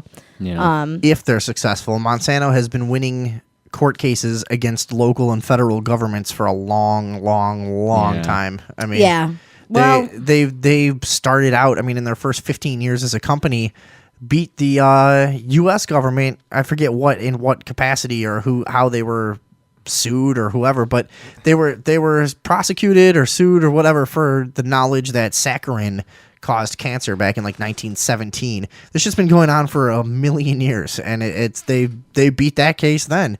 They produced saccharin for the Coca-Cola company going back to 1901 and caused probably the first major spike in cancer in U.S. history. So I mean, they're kind of at the center of a lot of bullshit going back at least 100 years or more. So I wouldn't be surprised if they get away with, if anything. Really, I wouldn't be surprised by anything they got away with. No guarantees with them. We need. Did you find that the town or no? Sauget, Illinois. Yeah. That was originally Monsanto, Illinois. Yeah, just outside of St. Louis. Right. It's a decent sized town. I've heard of it. Which, as we know, St. Louis houses the Monsanto headquarters. That's right. Yeah. So there you have it, dude. But then if you look up Anniston, Alabama, I think it's Alabama. $700 million settlement. Is that what it was? Mm-hmm. Because they just fucking dumped their chemicals into a local river and It's the destroyed. same PCB. It's the same Yeah, the carcinogen PCBs, that that San Diego is suing over as well. Right, the PCBs are fucking horrendous. That Outlawed shit stays 30 around years ago. Yeah, and And they're still there. Right, it Yeah. stays around forever. Ever. That's all over the place, and I think that's the same thing in Sauget, if I remember right. But yeah, so whatever. I've obviously fucking hated Monsanto for a long time. Yeah. But do you want to see this video that we have real quick? Yeah, about, this video I think people are going to enjoy. I'm going to post this on the page for everybody. But this is a Have you seen this? no, I've only read the article. So tell people what's going on. All right. GMO advocate Dr. Patrick Moore claimed that the chemical in Monsanto's Roundup weed killer is safe for humans to consume and, quote, won't hurt you. And then And it tastes great too. Yeah, it tastes great too. So he's claiming you can basically ingest Roundup. Yeah, he was insisting that the glyphosate, the active ingredient in the herbicide, was not increasing the rate of cancer in Argentina. And Roundup, for anyone who doesn't know, has been the really fucking controversial. It basically it's evil. It basically, and it's poison. Well, and it's it's a chemical modified to specifically attack like certain plant. I don't know. Do you call them genomes or some shit? What certain DNA. So basically, the criticism at the start of Roundup was, hey, you guys are starting to develop a thing that, if tweaked properly, could basically kill all plants that Monsanto didn't grow. You know, they're on the way to producing like chemicals that will kill every plant that isn't theirs. And also bees. And Sure. and making it so that plants can't reproduce on Roundup their is own. Roundup is a bad Neonicotinoid, yeah. Killing the bees. Killing all the plants, killing all the bees. Monsanto's taking over the world. Fuck that shit. So here's this guy. He said that a Roundup is safe to drink and that it will not harm people. And then the interviewer offered him a glass of it. Oh, nice. Yeah. Who is he being All right, so this is interviewed from the by? Huffington An Post. advocate for genetically modified food had some trouble putting his money where his mouth was. This is Patrick Moore. The consultant sat down with French cable channel Canal Plus to talk about the Golden Rice Initiative. The project aims to feed millions of Bullshit. people with Golden genetically rice is modified bullshit. rice. But the What you mean? Golden rice is supposedly a vitamin D fortified rice that is supposed to be a cost effective way to nourish people while creating a lot of food that will also make them feel full. However, the amount of golden rice that would need to be eaten in order to get a sufficient amount of vitamin D is unreasonable, and they would not be able to produce enough of it. So basically, it's just it's a show. It's like, well, there's a little more vitamin D in it, so here's the reason that we have so many millions of acres of land in China now. I gotcha. Okay. Yeah, no, because Monsanto, I mean, you can call us whatever you want, but Monsanto is like behind the global fucking New World Order takeover. They're the agricultural They're the arm ones. Yeah, they're of right- that. they're Control right the up there. food supply. Well, and they're Fuck. also involved in like land takeovers. Like, you know, one of the advantages that we've had in the United States since our conception has been land ownership, you know, and therefore representation, whatever, this and that. You know, and they're basically also part of the buy up of all the farmland. Yeah. Anything they can get, consolidate it to want, you know, don't grow any food. Just make sure nobody else can, you know, and nobody else is owning the land, whatever. So I think part of their side thing is just to be a way. It's a corporation that works for the government, and it is the same people are float in and out of it as you know, they go in and out of major governments around the world, and Monsanto. They're just buying up land for some It's future like- purpose that's Right. related to the global fucking Yeah, of course. There's a one word world for government. that. That's what I think. There's a word for that. Like, I think it's total warfare, where you take. Isn't that the right term? I don't know. Total warfare is like warfare where you take over their land and their resources with. I mean, and that's what's as an going act on of here is- war without shooting at them and shit. Sure, yeah, and I think that's what we're seeing in our country. Of course, you know, the way we're being slowly boiled alive in many ways, you know, and it's a generally not a direct violent conflict in the ways that we're being sold into slavery, you know, as a people. But I think it's also important to point out that Monsanto is very intimately intertwined with the American government and the world's elite as well. I mean, they are everywhere. They have everything. I mean, it's like we've talked about on the show before. It's almost completely useless to make any distinction between Monsanto and the government. Right. They're basically able to influence the government to do their will. So, I mean, you can't elect someone who won't deal with them. I mean, I'm sure are there a couple people out there? Probably, yeah, maybe, whatever. But basically, they can get whatever the fuck they want to get done. Yeah. Done. The interview got a little weird when the topic of a Monsanto-made weed killer came up. The product in question was Roundup, and in it is a chemical called glyphosate. Scientists with the World Health Organization said the product was probably carcinogenic in a report released late March. Monsanto says they questioned the WHO's conclusions, but more suggested the product was so safe you could drink it. You can drink a whole quart of it and it won't hurt you. You want to drink some? We have some here. I'd be happy to, actually. But not really, but... Not really? I know Whoa! That was awesome. Wow, I haven't seen that before. really, Hold on. but Not really? I know it wouldn't hurt me. That's when the interview... Not really, but I know it wouldn't hurt me. I'd be happy to. Not really. What a fucking scum sucker. You want to drink some? We have some here. I'd be happy to, actually. But not really, but... He winces. Piece of garbage. Yeah. Like, oh, fuck, I'm on TV. I mean, not really. Come on, because it kind of gets you drunk, and I got work to do. Yeah. I mean, it kind of kills me. I had a salad earlier, so it's going to burn my stomach from the inside. right? Yeah. I don't want it to mix with that dressing and cause a bad reaction. I don't. Jesus Christ, it's going to target my DNA. I didn't say it doesn't make you gassy. Not really? I know it wouldn't hurt me. That's when the interviewer asked Moore to drink a glass. Then Then this happened. Okay, then it's finished. Then the interview is finished. That's a good way to solve things. Yeah. You're a complete jerk.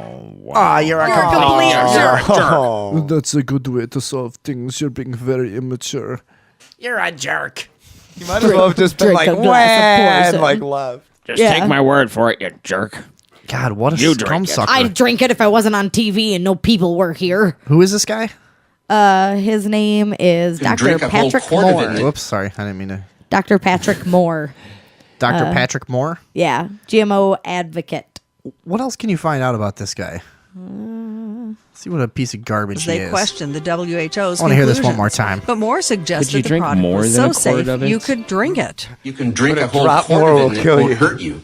You want to drink some? We have some here. I'd be happy to, actually. But not really, but... Not really? I know Happy it to, wouldn't hurt me. actually. That's when the interview... Not really. I know it wouldn't hurt me, he said there at the end. I said- could. That's easily as bad as the worst bullshitter on your playground in third grade. Like, dude, my dad has a rhinoceros. Like, no, he doesn't. Like, yeah, well, let me see it. No, you can't see it, but he does have it. And then that's when you were- basically the same fucking And argument. then you're like, really, man? He's like, "Wah," and walks away. You're a jerk. He Like, does. what? Tells the teacher that you don't believe his dad has a rhinoceros. That's basically what's going on with this fucking guy. Totally. Oh, he wrote a book called The Sensible Environmentalist, it looks like. He is a co-founder of Greenpeace. Oh, is he? And he's like estranged from the organization due to his feelings on GMOs. Holy criminy. Oh Yeah. my god. Well, it's like a movie. Yeah. And now he's saying you can drink Roundup? Jesus. Man, You he's can really use motor oil to fertilize your lawn. His friends at Monsanto Greenpeace, denies a relationship with this guy too. They're like, he's not a paid lobbyist. We don't pay him to say this stuff. He like is just a GMO activist. Strange. It's fucking weird, right? A weird rogue player in the whole I don't buy media that. conversation here. That's strange. There's something else going on with this guy then. Yeah. Why is he out there on his own? I mean, I guess, like I said, there are a few intellectuals out there trying to argue the case that GMOs can be used in a good way. Is that what this guy's doing? I mean, why would he make such a ridiculous claim about Roundup? And would they have actually let him drink it? Like, what if he said, go ahead, give me a fucking glass. Yeah, I'll take it. Are they going to pour it for him and say, yeah, I mean, you'd have to say, no, dude, you can't drink this. Come on, really? Really, would you? I don't know. I guess I'd It let was him. in I don't know. France. Do you think maybe the laws are different in France? Yes, I know that they are. They must be. I know they can't have any swastikas. Oh, no? No, you cannot display the swastika in France. That's fucking bullshit. Fuck that. Land of the free my France. ass. Yeah. And in Germany, you can't either. Well, yeah. I mean, they're a little sensitive about that. Really? Like, what not else, even what in else a did you find out about museum? this guy? Did you find his life story When the or something? producers, the musical came through, and that's like full of swastikas, they had to use like a different symbol. Why do you keep saying it like swastika? Did I? Because my mouth is... Okay. It sounds like you're saying SCH. I know, I'm sorry. Swastika. What else did you find about? His main role is that let's see, people like Dr. Karl Harrow von Mogel, chairman of biofortified.org, and John Entine, former NBC producer and founder of Genetic Literacy Project, will both run material by Moore because he is incredibly skeptical, and they want like a more skeptic pair of eyes on the things that they're working on. So he's used as like a consultant when pro GMO companies are moving forward with projects. Okay, so he's like that fucking dude in Thank You for Not Smoking, who's like a genius, like spin doctor who just Thank you for smoking. or thank you for smoking. Yeah, okay. I couldn't remember. I was like, what was the twist? Was it that you would think it would be a twist and it wasn't, or that it was a twist on that phrase? Idiot. Thank you for smoking. It's like one of those dudes, right? It's one of these fucking dudes who's got some credibility in the media. And, as an environmentalist, and he can be paid to defend hard to defend positions, huh? Right. So that's positions what this guy is. that to a lot of people appear to be directly attacking What a strange environmentalism. world. It's so Yeah. weird. Dude, if isn't everyone was like me, this never would have happened. No. This never would have happened at all. No. So does Monsanto have a face? Like, is there anybody who speaks for Monsanto? Because I thought this guy was from Monsanto. No, they have that logo. They They're- wear that. yeah, they're that's a one of big that circular faceless- green. That's one of the keys. That's one of the keys to Monsanto. They're like they've been basically satirized even for forever. They're like Globochem in Rocco's Modern Life. Wasn't that who they worked for?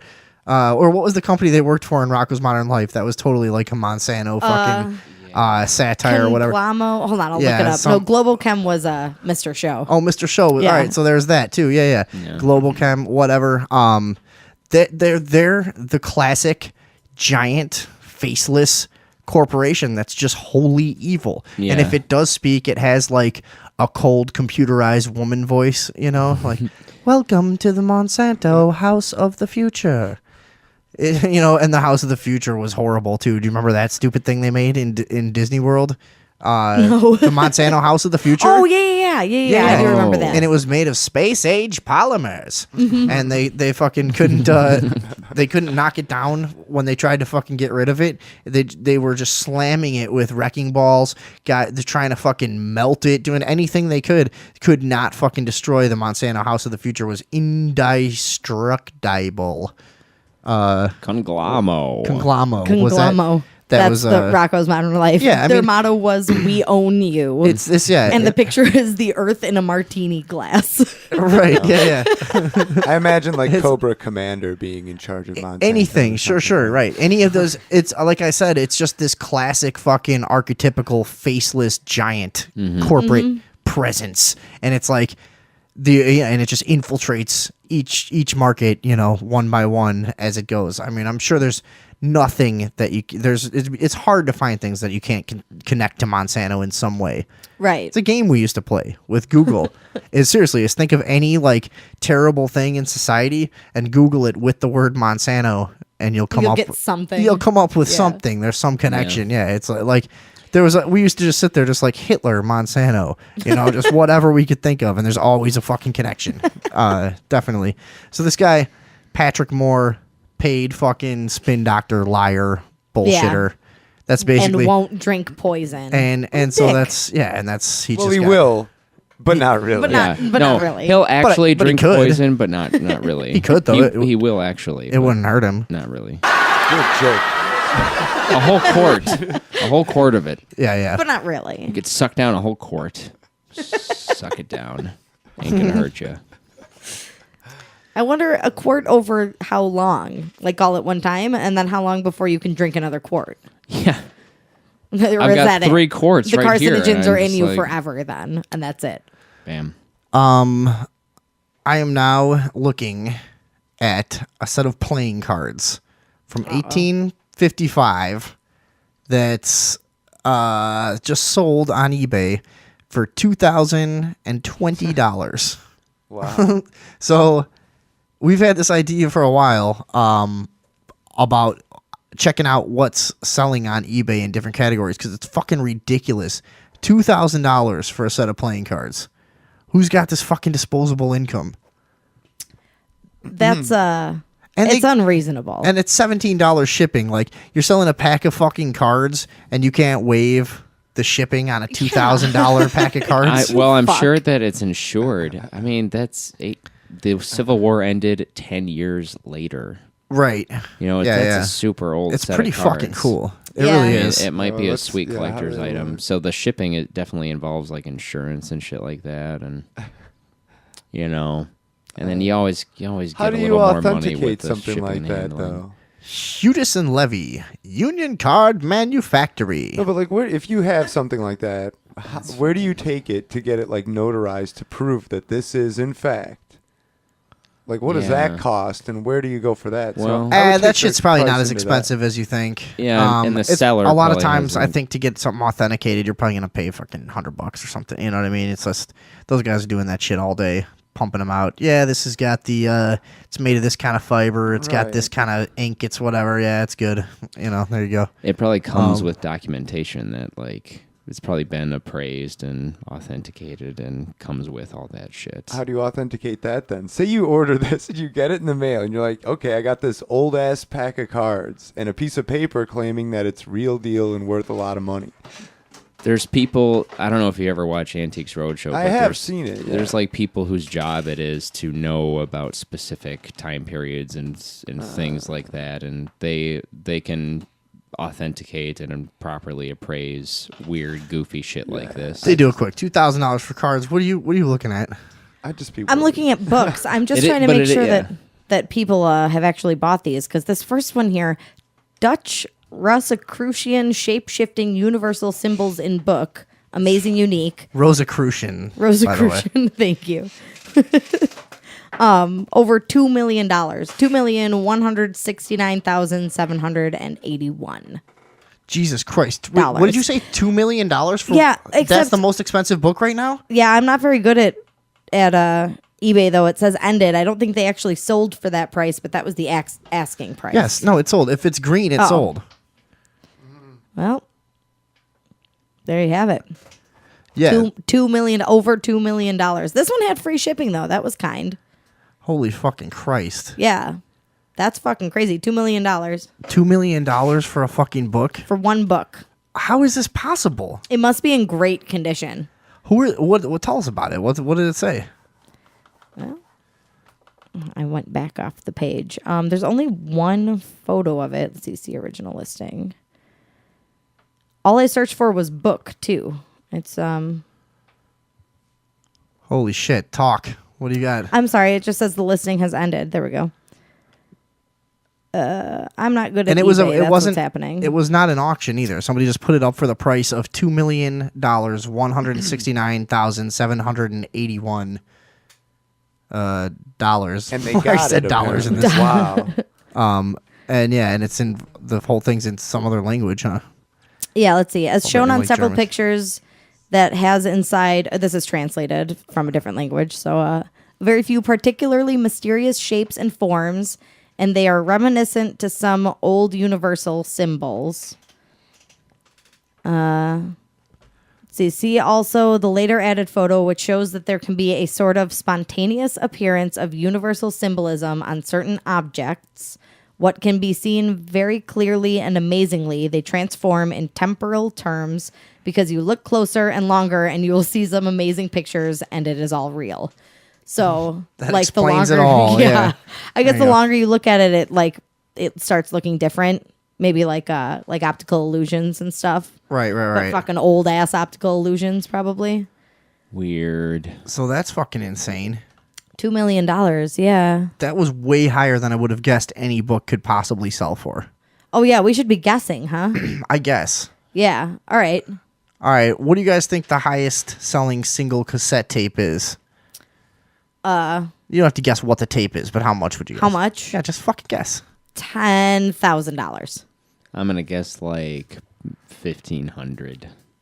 No, this is not as this is a factory sealed Carrie Underwood demo promo tape. 2 demo promo tapes that sold for fucking around $1,000. Yeah, I don't know. There typically are some like sometimes you'll find in the tapes like all right, here you go. Eminem Slim Shady EP cassette tape rare, $666.66, bro. Hey. What else you got? Anything? Should I do more tapes? Yeah, do another tape. 311 Unity just sold for $700. Who is that? 311. No, 311. The album is Unity. I don't know what that is, but only 500 ever made. Great condition. $700 fucking dollars. That's way more than I would ever pay for. You know, I just bought some tapes. Anything that like useless. I said earlier when we were off air for 50 cents at the Goodwill. I should like put them up and see, you know, because they're probably pretty rare, you know. No, this shit is all weird. Collectors are so fucking weird. Something has to be exactly, specifically, you know, weirdly, exactly what they're fucking looking for to pay any real money. Yeah. All right. Big group of fucking nerds. No, I got Freedom Rock. I got one. A set of 16 1893 Columbian Series United States postage stamps.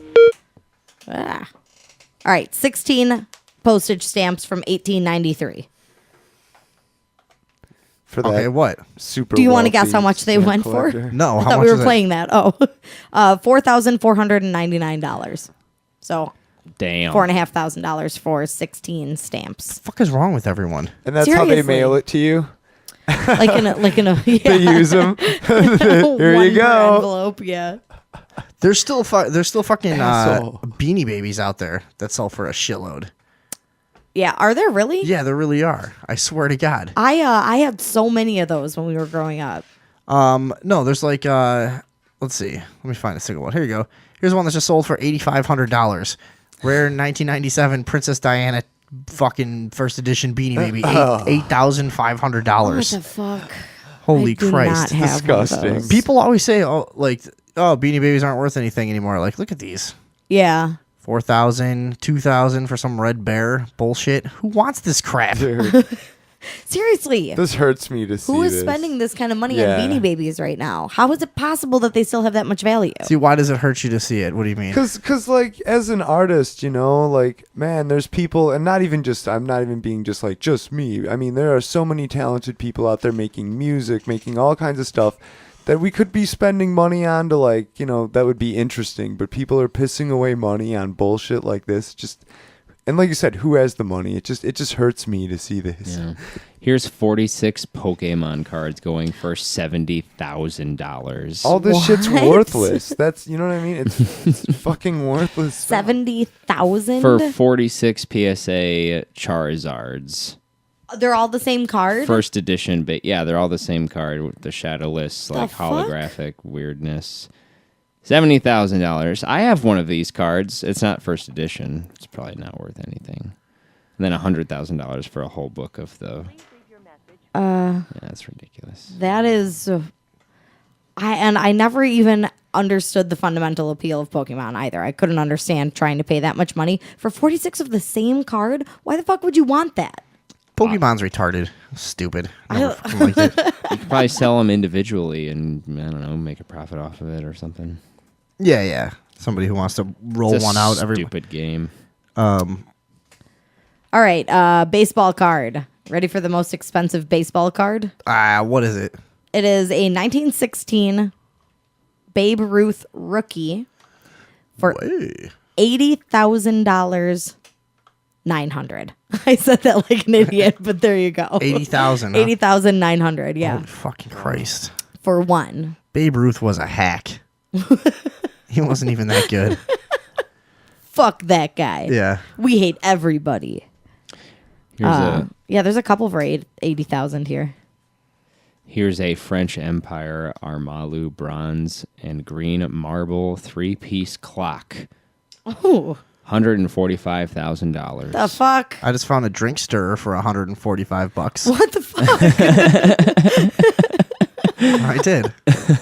How? I don't know. It's an antique Georgian silver marrow scoop from London. Fuck you. That's what it is. Oh man. But like, how rich do you have to be before you get to the point where you're just like, all right, I need to get rid of some of this money. Like, Yeah. I need weird things around me that I can show and annoy my friends. Like once in a while, like, do you know what this is? This is the fucking the only one of these that anyone's like, I don't give a shit. What are you Yeah. doing with it? Well, Who I'm just cares? fucking worrying about it. That's all. I'm keeping it safe, and I have a dehumidifier, and like, just fucking, I'm responsible for it. That's all I'm doing. Yeah. It's How real about this, old. How about this $12,000 coffee table? $12,400 oxidized maple slab coffee table. It's just a little fucking circular round coffee table with 5 legs, and that's it. And there's nothing special about it. $12,000. 75 bids on that one. 75 times someone was Holy like, shit. fuck, I want to pay this much money for this coffee table. Pope John Paul II's chair is on eBay right now. Is it really? What? It's a chair from his Arizona visit in September. Guess what the price is on this bitch? His chair from his Arizona Unholy visit number. in September of 87. $666. He's a saint now. That's a selling point, I guess. That's what they're saying here on eBay. He's a saint? How much did you say? I said $666, but that was a joke. Right now it's going for That was a $2 really good one. million. $2 million? $2 million. I know a Jesus book fucking that's worth more criminy. than Look that. at this chair. It's the one on top. It's like a wicker I would chair. love It's to like masturbate nothing. in that chair. I expected it to be more like a throne. And it hasn't sold yet? No. There's 20 hours left. Really? Because right now, I've got a chair that already sold. It's a Chippendale mahogany side chair from Boston, Massachusetts, circa 1770, that just sold the other day for $32,000. Damn. $32,000 for a mahogany chair. I can't believe what people will spend their money on. It's unbelievable. Great. Everything has something just like to I can't get over the $100 drink stirrer. That's what's really sticking with me. Who the fuck is gonna? I mean, It was $145. so almost $150.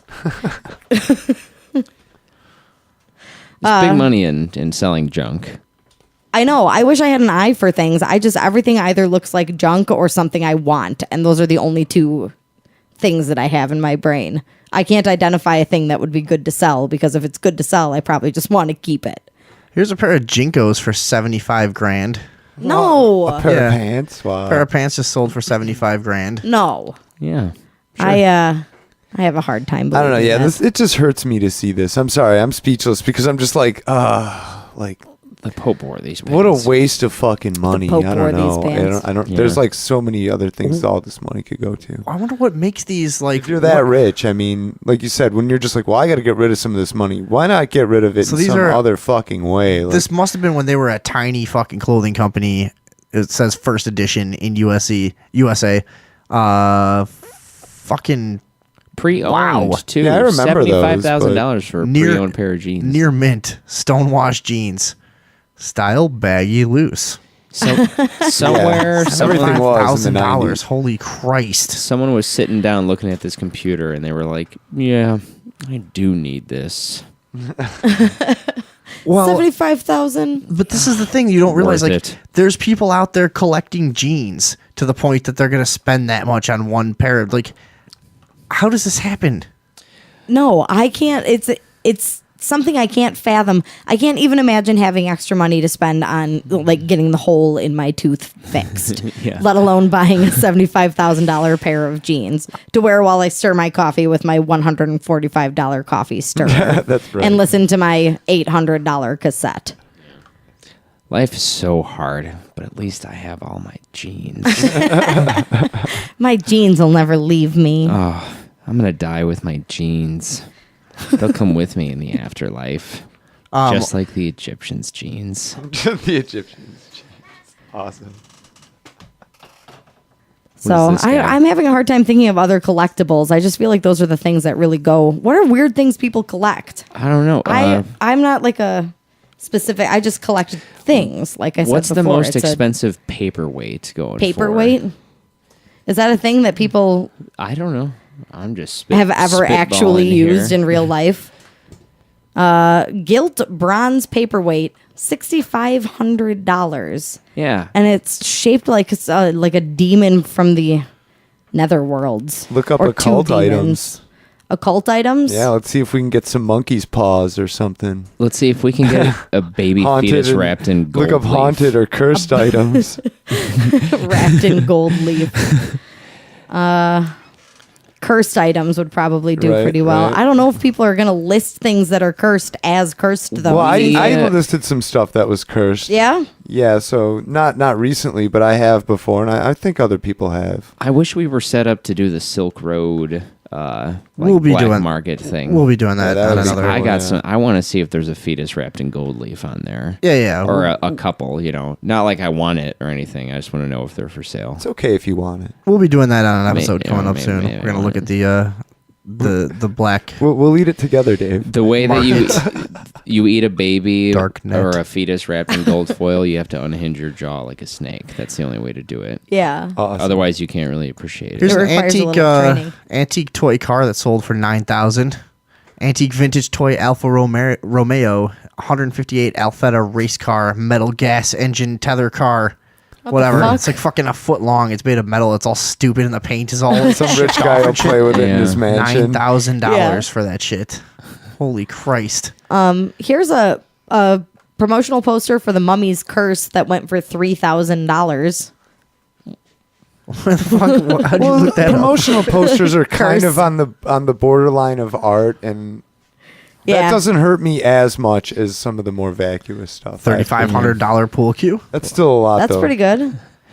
$3,500 pool cue is pretty good. It's just Made for out of one ivory. pool cue. Maybe it's Yeah, magic. it's one pool cue. It's got fucking gold, some shit inlaid. Miucci Originals pool cue with case, $3,500. Yes, damn. Laced with Here's the hair of a- indigenous people. Holy $7,000 single golf club. Once the used the by Wizard Frank 600 Sinatra. putter.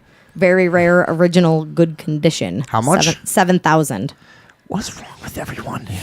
for a putter for one putter. They've got so much money. Look up stuff that celebrities owned. Oh, here's some vintage gay I wonder if porn. there's any celebrity stuff. Oh yeah. There we Vintage go. gay porn. What did you search up porn? The cover of this gay porn Hold does on a not second. hide anything. That guy is just grabbing his balls and cock right Yeah. there for us to see. Well, he is hiding the head of his penis. Yeah. The vintage portfolio of Colt Studios 5x7's male nude vintage gay porn. $737, 30 bids on that. That's I would have expected higher on some kind of like old Playboy. Well, I guess Playboys aren't really porn. Maybe let me check Playboys. I've Yeah. got some That's old. I've got some old Playboys. Yeah, that's just what I was thinking. I was like, wow. Wonder if they're worth anything. I'll bet the classic Hmm. Playboys could go for a pretty substantial amount of Yeah. money. People could definitely collect those magazines for Marilyn sure. Marilyn Monroe issue went for somewhere around 20 grand. You can't see what exactly it sold for, but That's a lot. yeah. JFK's semen is on this. Here's another one that went for Playboy. $3 grand. Though, see this? Just you never know. Yeah. $2 Well, and billion. also, Shit. you know, that first one looks like it's in Oh, it was pretty signed- good the condition. The clone first in. one was signed by Hugh Hefner. So Scrape that's it why. all. Oh, that's what why it went was. for 20 grand. Yeah. Well, I looked for celebrity owned, and there's a bunch of cars here that were purportedly owned by celebrities. But here's a $100,000 Maybach 6262. That's a beautiful looking vehicle. Yeah, was it hoping doesn't say. for It just more says like- celebrity owned, but it doesn't say who it was owned by. Trust I was me. hoping for more like like somebody's pants or like Yeah. Oh, yeah, Brad celebrity Pitt's owned used pants. socks, for $1 million. Somebody's half smoked and chewed on cigar. Ew. Somebody's cigarette butts or something like that. Yeah. Well, I don't know, dude. This shit just like I could sit here all day and just look shit up on eBay and see what dumbass fucking people are paying for this retarded bullshit. Oh, here you go. Here's a 1980 Herb Brooks player file and day planner notebooks, The $23,000. fuck does that even mean? Fucking who cares? It's like Herb 3 notebooks. Brooks. Somebody's stupid notebooks. Whoever Herb Brooks was. Herb. Herb, your books are fucking lame, dude. Here's a $16,000 laptop. That Ultimate is gaming laptop. Ultimate that doesn't gaming. really surprise me that much. It's Yeah. pretty No. easy to go crazy when you build a computer. Start buying all kinds of shit I'll for bet it. that stuff adds up really quickly. Oh, do you bet? I do bet. I'm There willing seems to be to some bet evidence that, here. That computer stuff is real expensive. If you get carried away. Sorry. Yeah. Rare, huge, antique Civil War Sheffield folding Bowie knife, $9,572. That's a pretty nice looking knife. That's a pretty good fucking knife. I'd go with that thing. I'd fucking I'd stab a yank. I would. Here's a antique Mary Blood Melon and Fitzhugh Lane collaboration, maritime oil painting, $42,000. Here's a question: how come I can't get a switchblade? I know it's hard to get a switchblade. Well, I have one, but the handle's cracked, and I've been trying to get a new one, and it's like fucking impossible. I think anything spring loaded is illegal. I've ordered them on eBay though. It's ridiculous. Or spring assisted, whatever. I could go get a gun. Yeah, can you? I don't think it's that easy. Go get one. Go get a gun right now. Well, I just mean like I could legally go buy a gun. I didn't say I could afford one or anything. I just mean like, in theory, I could more easily go buy a gun than a switchblade. But I actually want a new go switchblade. get one, tough guy. I could actually get a gun. Well, not really. Not really. Well, actually, I could. I learned it from you, Dad. You could drink a whole quart of a gun. Let's see. Here's one. Black Americana Negro Interest 10 Little Nigger Boys Sewing Thread Box Cottons. What the fuck? Yeah. $281. Delightful. Yeah. Is there a way to find the most expensive thing on eBay right now? I don't know. That'd be awesome if you like. What's Just the most? search everything and everything. But I wonder if I just do a blank. explodes. If I just do a blank search for the nah, you can't. Try the No. advanced search. No, it's not gonna let us do What's that. what's like the most narcissistic rich motherfucker supposed to do when he goes on eBay? Yeah. Not How search is for he- the most expensive thing on there? Yeah. What the fuck? That's crazy. I've got a You 12 suck, eBay. 12-foot by 19-foot Persian Kashan hand knotted wool oriental rug that went for somewhere above $14,000. But it doesn't say exactly how much. For a rug, $14,000. Something you walk on. I just like I really want to meet some of the people. Like I've seen records that sell for like $30,000 and stuff. You know what they put them on a little stand in a place. Like to me, it's just like a thing to be nervous about. Why would you want Right. it? Like now you It just have owns to make you. sure it doesn't break. That's like your whole life now. Right. I don't know. None of this really fucking makes any sense. No, the more shit you have, like the more of a hassle. Is it just part of the sickness? Is that it? Exactly. just it the has to be. sickness. It's the greed. Whoa! Ghostbusters complete proton pack with lights, sound, and ghost trap. Whoa! $2,500. That's cheap. Well, that's kind of cool, but I mean that's a lot of money. Holy fuck! That's like a real movie prop fact too. that That's that not the exists, bullshit. it's cool, That's like- not the bullshit toy. That's the real fucking thing right there. Holy shit. Man, whoever has that will definitely Really be lucky. ain't afraid of no ghosts. The the most expensive thing that was ever sold on eBay was the Frank Mulder's Giga Yacht for $168 million in 2006. What? What the fuck is a giga yacht? It's just a gigantic yacht. Like a really big yacht? Yeah. Huge yacht, Andrea. Huge yacht. It's a really huge fucking yacht. It's a giant yacht. Giant yacht. I got a $24,000 pocket watch. Antique pocket watch. I wonder if it even worked. It doesn't Okay. say. Tell me why, if this makes sense to anyone. Gray stripe KF 519 men long sexy pants John's thermal underpants $1,706. No. 13 vids. Here's some fucking stupid long underwears. Oh, wait, it went up to 2100. Oh no, that's a different currency. Sorry. It's for US 1700.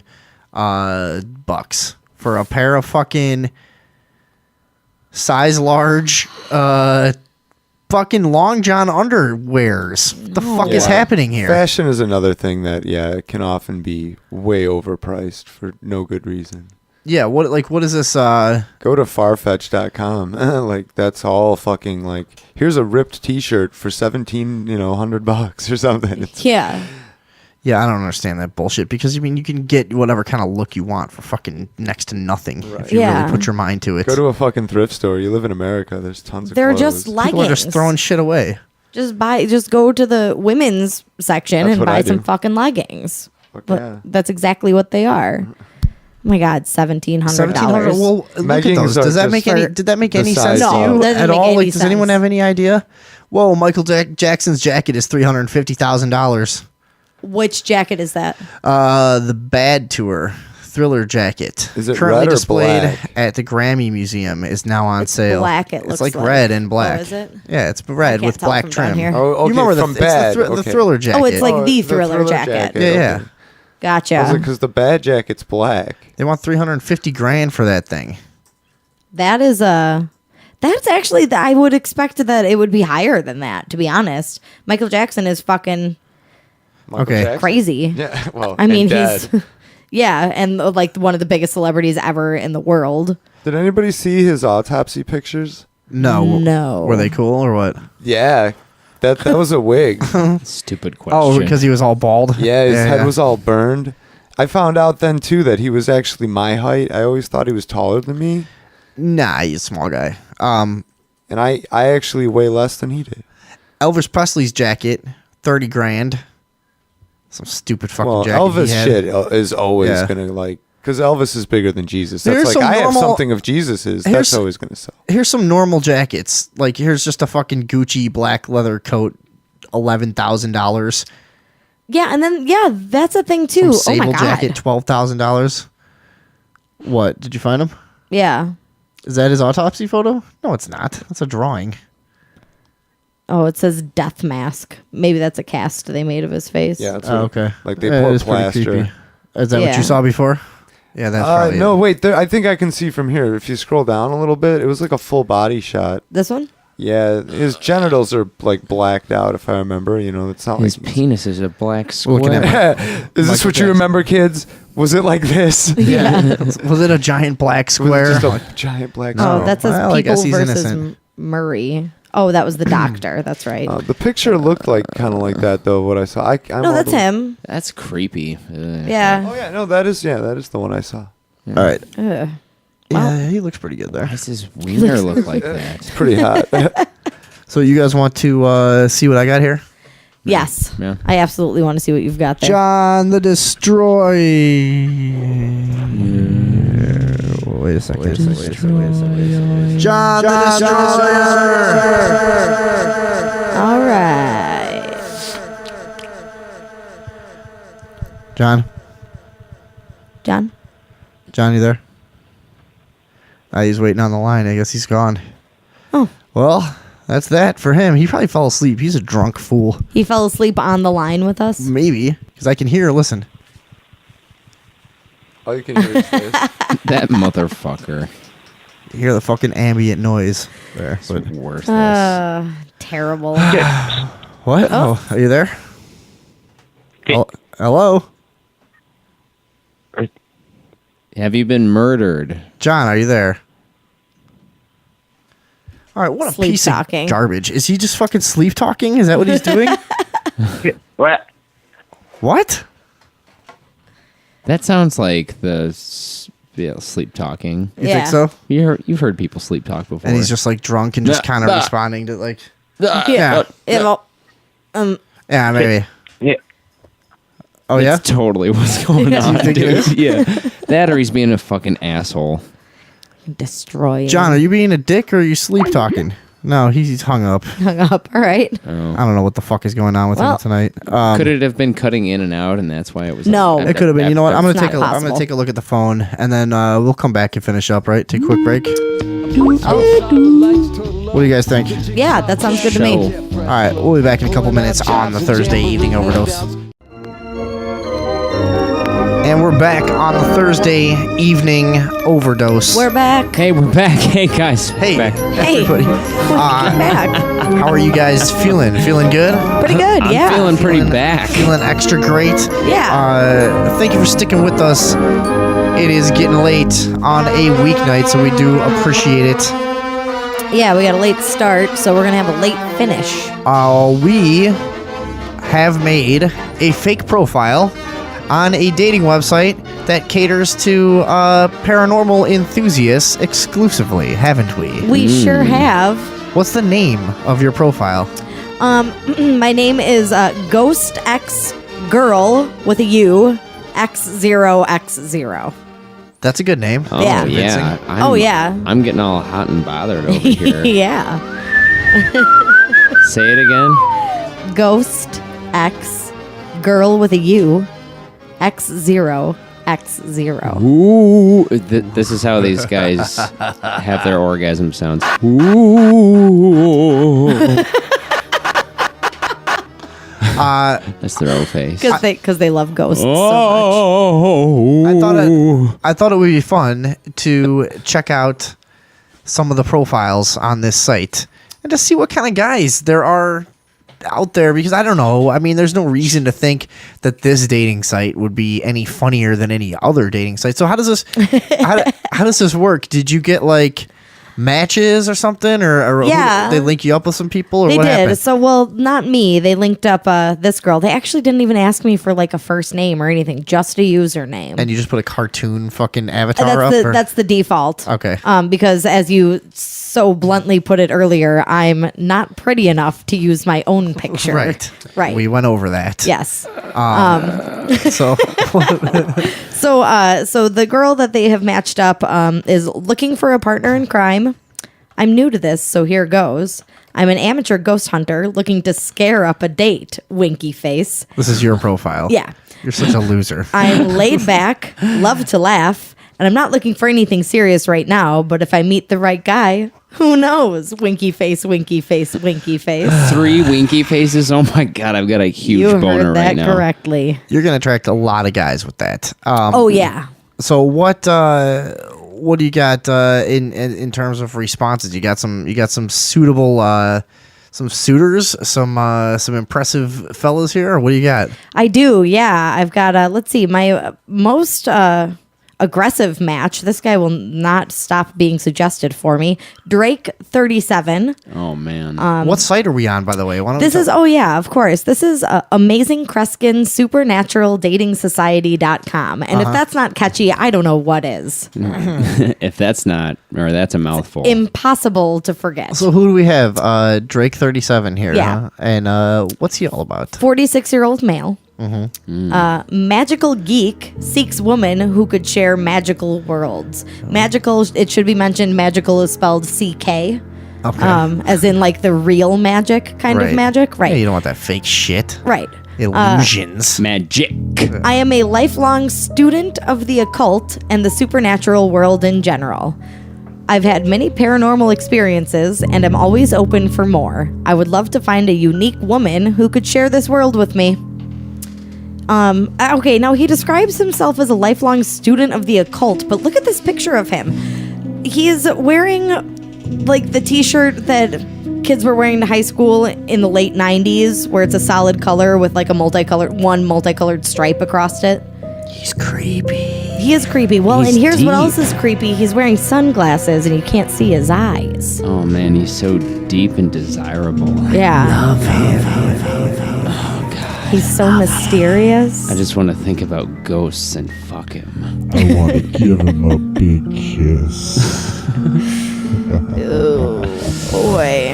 I want to kiss him on the butthole. He's just so complex. We just could never hope to understand him. No, he's an enigma Yeah. wrapped in a riddle. That's what makes him so desirable. So I've also got I've got all sorts of matches here. Ono Scano, also known as Fred. Oh, he was able to submit his real name apparently. I got to learn more about this site. All right. Right. His headline. Oh, he's a level 7 member of this site. He's been in it for a while, I guess. Oh, so he's been around, so to speak. Love is beautiful and nice, sweet as well. I am a good man to believe in love, he says. I'm a simple man by nature with good sense of humor. I abide by the good morals of life. I'm honest, caring, loyal, humble, and sincere. He makes no mention of ghosts, werewolves, vampires, or UFOs. Alright, fuck him then. Fuck you. How am I supposed to know we'll even get along with each other? Onoskanal. If that is your real name. It sounds like some guy, Oh, hold on. I've got a winner. Alright, who's this guy? Caveman 217. Looking for a good girl that want to love a good man and more. He looks nice. He's got that nice like forehead, lonely guy shiny face thing going on. Most of his picture is his forehead too. Yeah. He's chosen an interesting tactic to attract women. Look at my nose to forehead area. Isn't that huge? This is really where the money is at. Do I have dark hair and a dark background, or am I bald? It's hard to tell. You'll never know unless we meet. What does he say? What's his deal? Looking for a exciting lady Ro gave fun with and maybe start a new life with. I'm sorry, if you can't even proofread the one sentence that you're reading on your profile, you can't possibly expect to meet anybody on this site, can you? What is this? Does this site have anything to do with anything that they advertise? None of these people. The first guy did say that he's had paranormal experiences, but so far it seems to be it seems to be the typical scary stuff. Let's see. Here's Zuhir 1973. Zuhir. Yeah, what's he got going on? Find a nice girl and attractive to build a relationship of love, a long-term love affair. Now he looks like a nice young man. Now, I'm kind of starting to get the feeling that some of these people don't really understand that this is a supernatural dating site because they don't speak English very well. It's like a lot of people who just got here from some weird like Zilbekia that you've never heard of, some shit country, And it's like, where are you from? Yes, Zilbekia. Yes, it's very small. Like, what is going on with this? All right, fucking here we guy? go. Wait, he's got some strange shaped car that you've never seen before. Yeah. Wears a fucking like a muscle shirt and tight jeans, like with a mullet. Tucked in. What is happening muscle with this guy? shirt tucked in. Yeah. Hello, my name is Zuhair, 41, works a mechanical engineer, living in America. Chicago is not good in English, of Arab origin. Well, he's got a point there. Yeah. And I am romantic, fun, love very natural look for a beautiful girl, attractive and honest.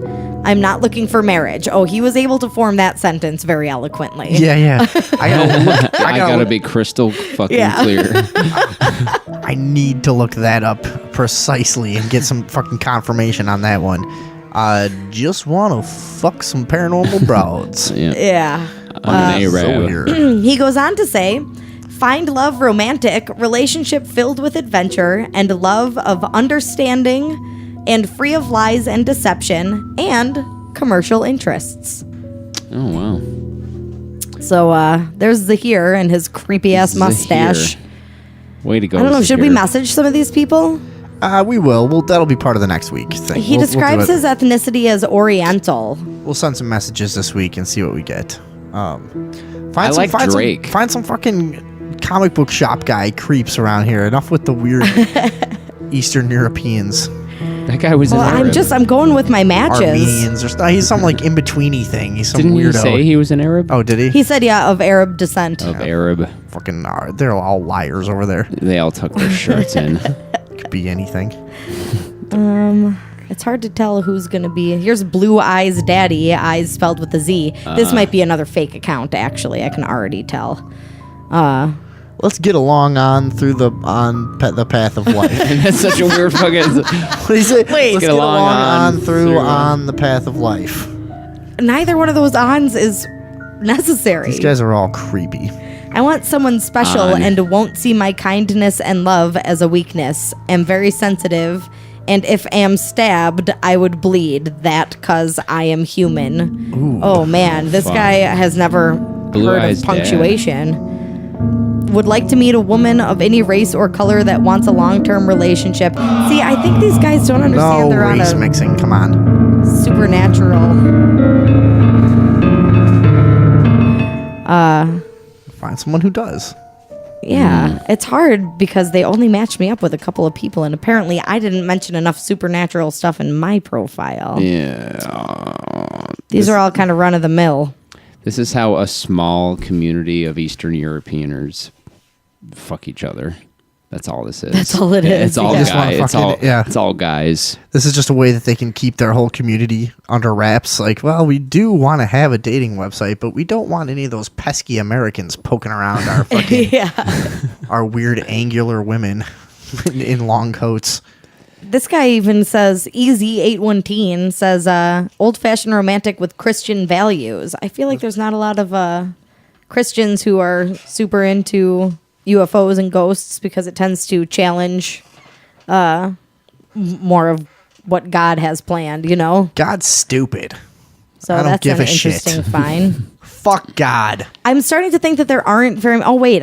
I tried to find someone who looked like comic book guy, and we're back at Drake 37, my most aggressive match of all. Drake 37 is the fucking man, dude. Yeah, at this point, he really kind of is. I'm creaming my jeans for Drake 37. All right, wait, I'm starting to find people who have declined to put their own pictures up, so maybe we're getting into the right area here. Nice. Get into there, yeah.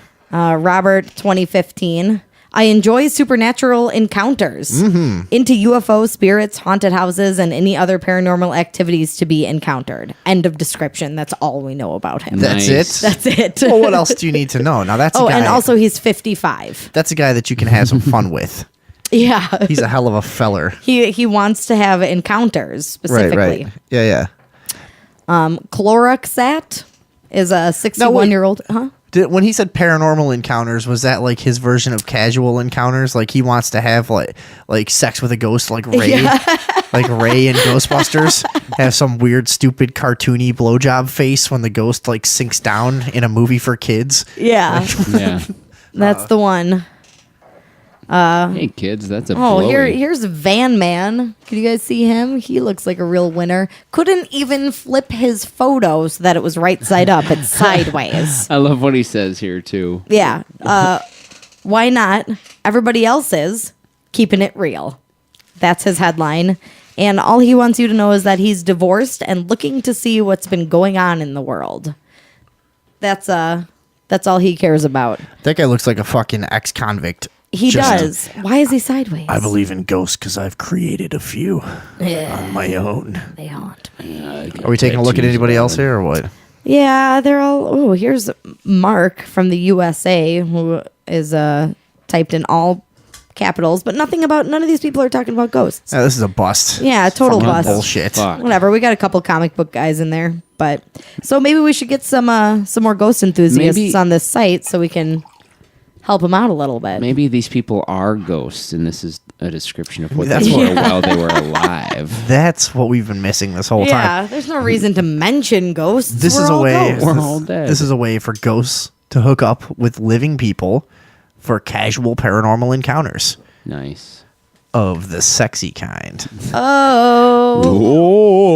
Oh. So are we looking at anybody else, or are we done with that stupid shit? I can't believe how disappointing that was. Yeah, I don't know. I'm gonna message some people and see what I can get going. We'll follow up on this on Sunday, because maybe we can get some good ghost stories out of these guys if they're all so obsessed with ghosts all the time. The fuck are you talking about? None of them are. No, I'm just. I don't know. I'm disappointed. I expected more.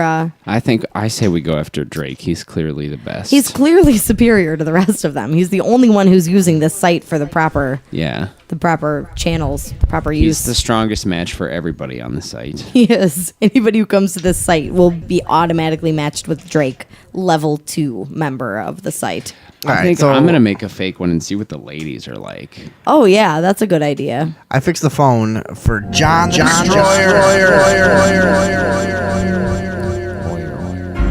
Hey. Hello? So, hey. What's up? Oh. How's it going? All There you right. go. Nice job. All right, well, here, I'm going to turn off that creepy music for you. There you go. What's going on, John the Destroyer? What the fuck do you want to destroy today? I don't know. I was really, really, really angry. Really, really angry until I heard about paranormal... I'm getting a lot of, like, my own feedback in this thing. Okay, I don't care about that. Keep going.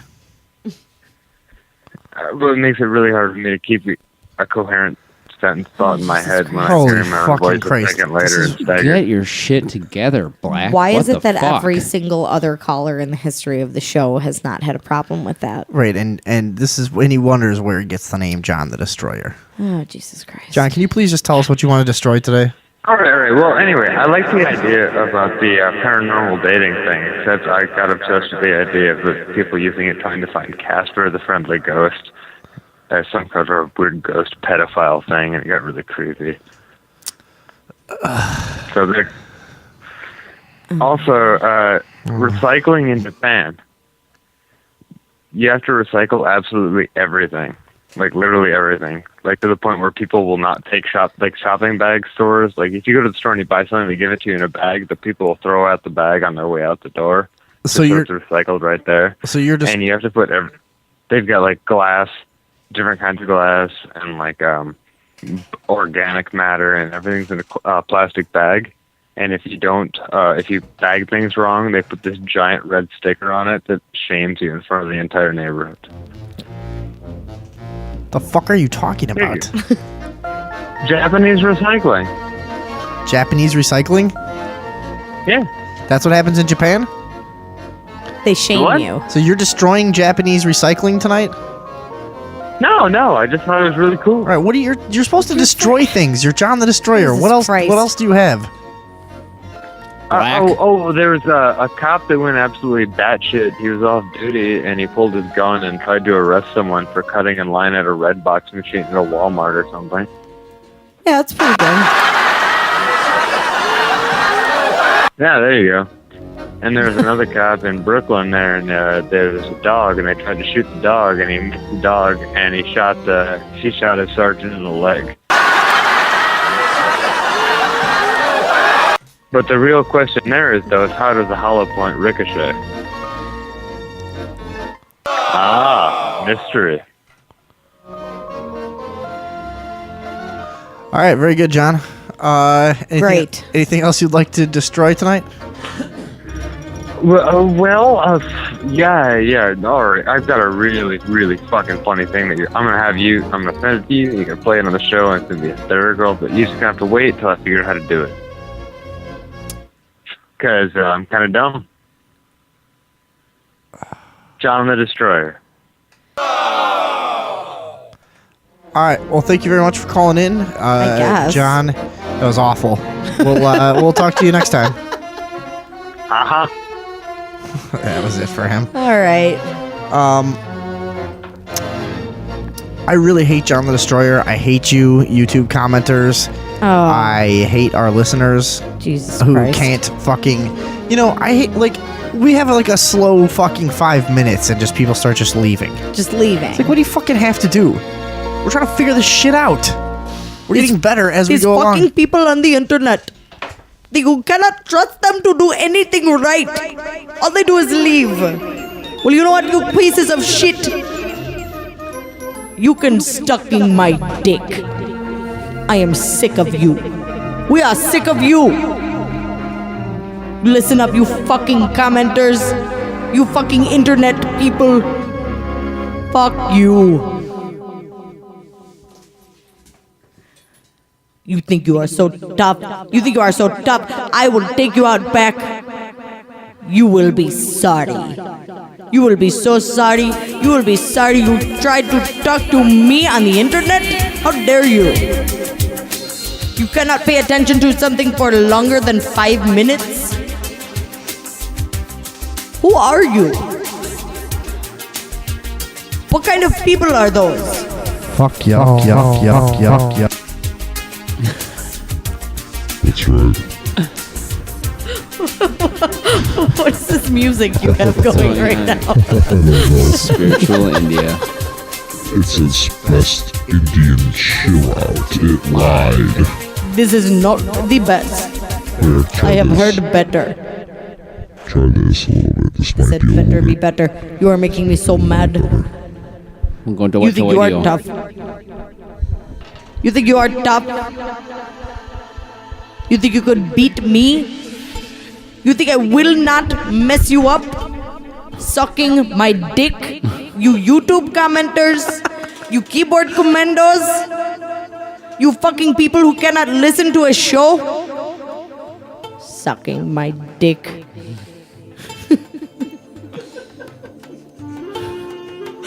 I do not know. I do not know what can be done about these people. What do we do?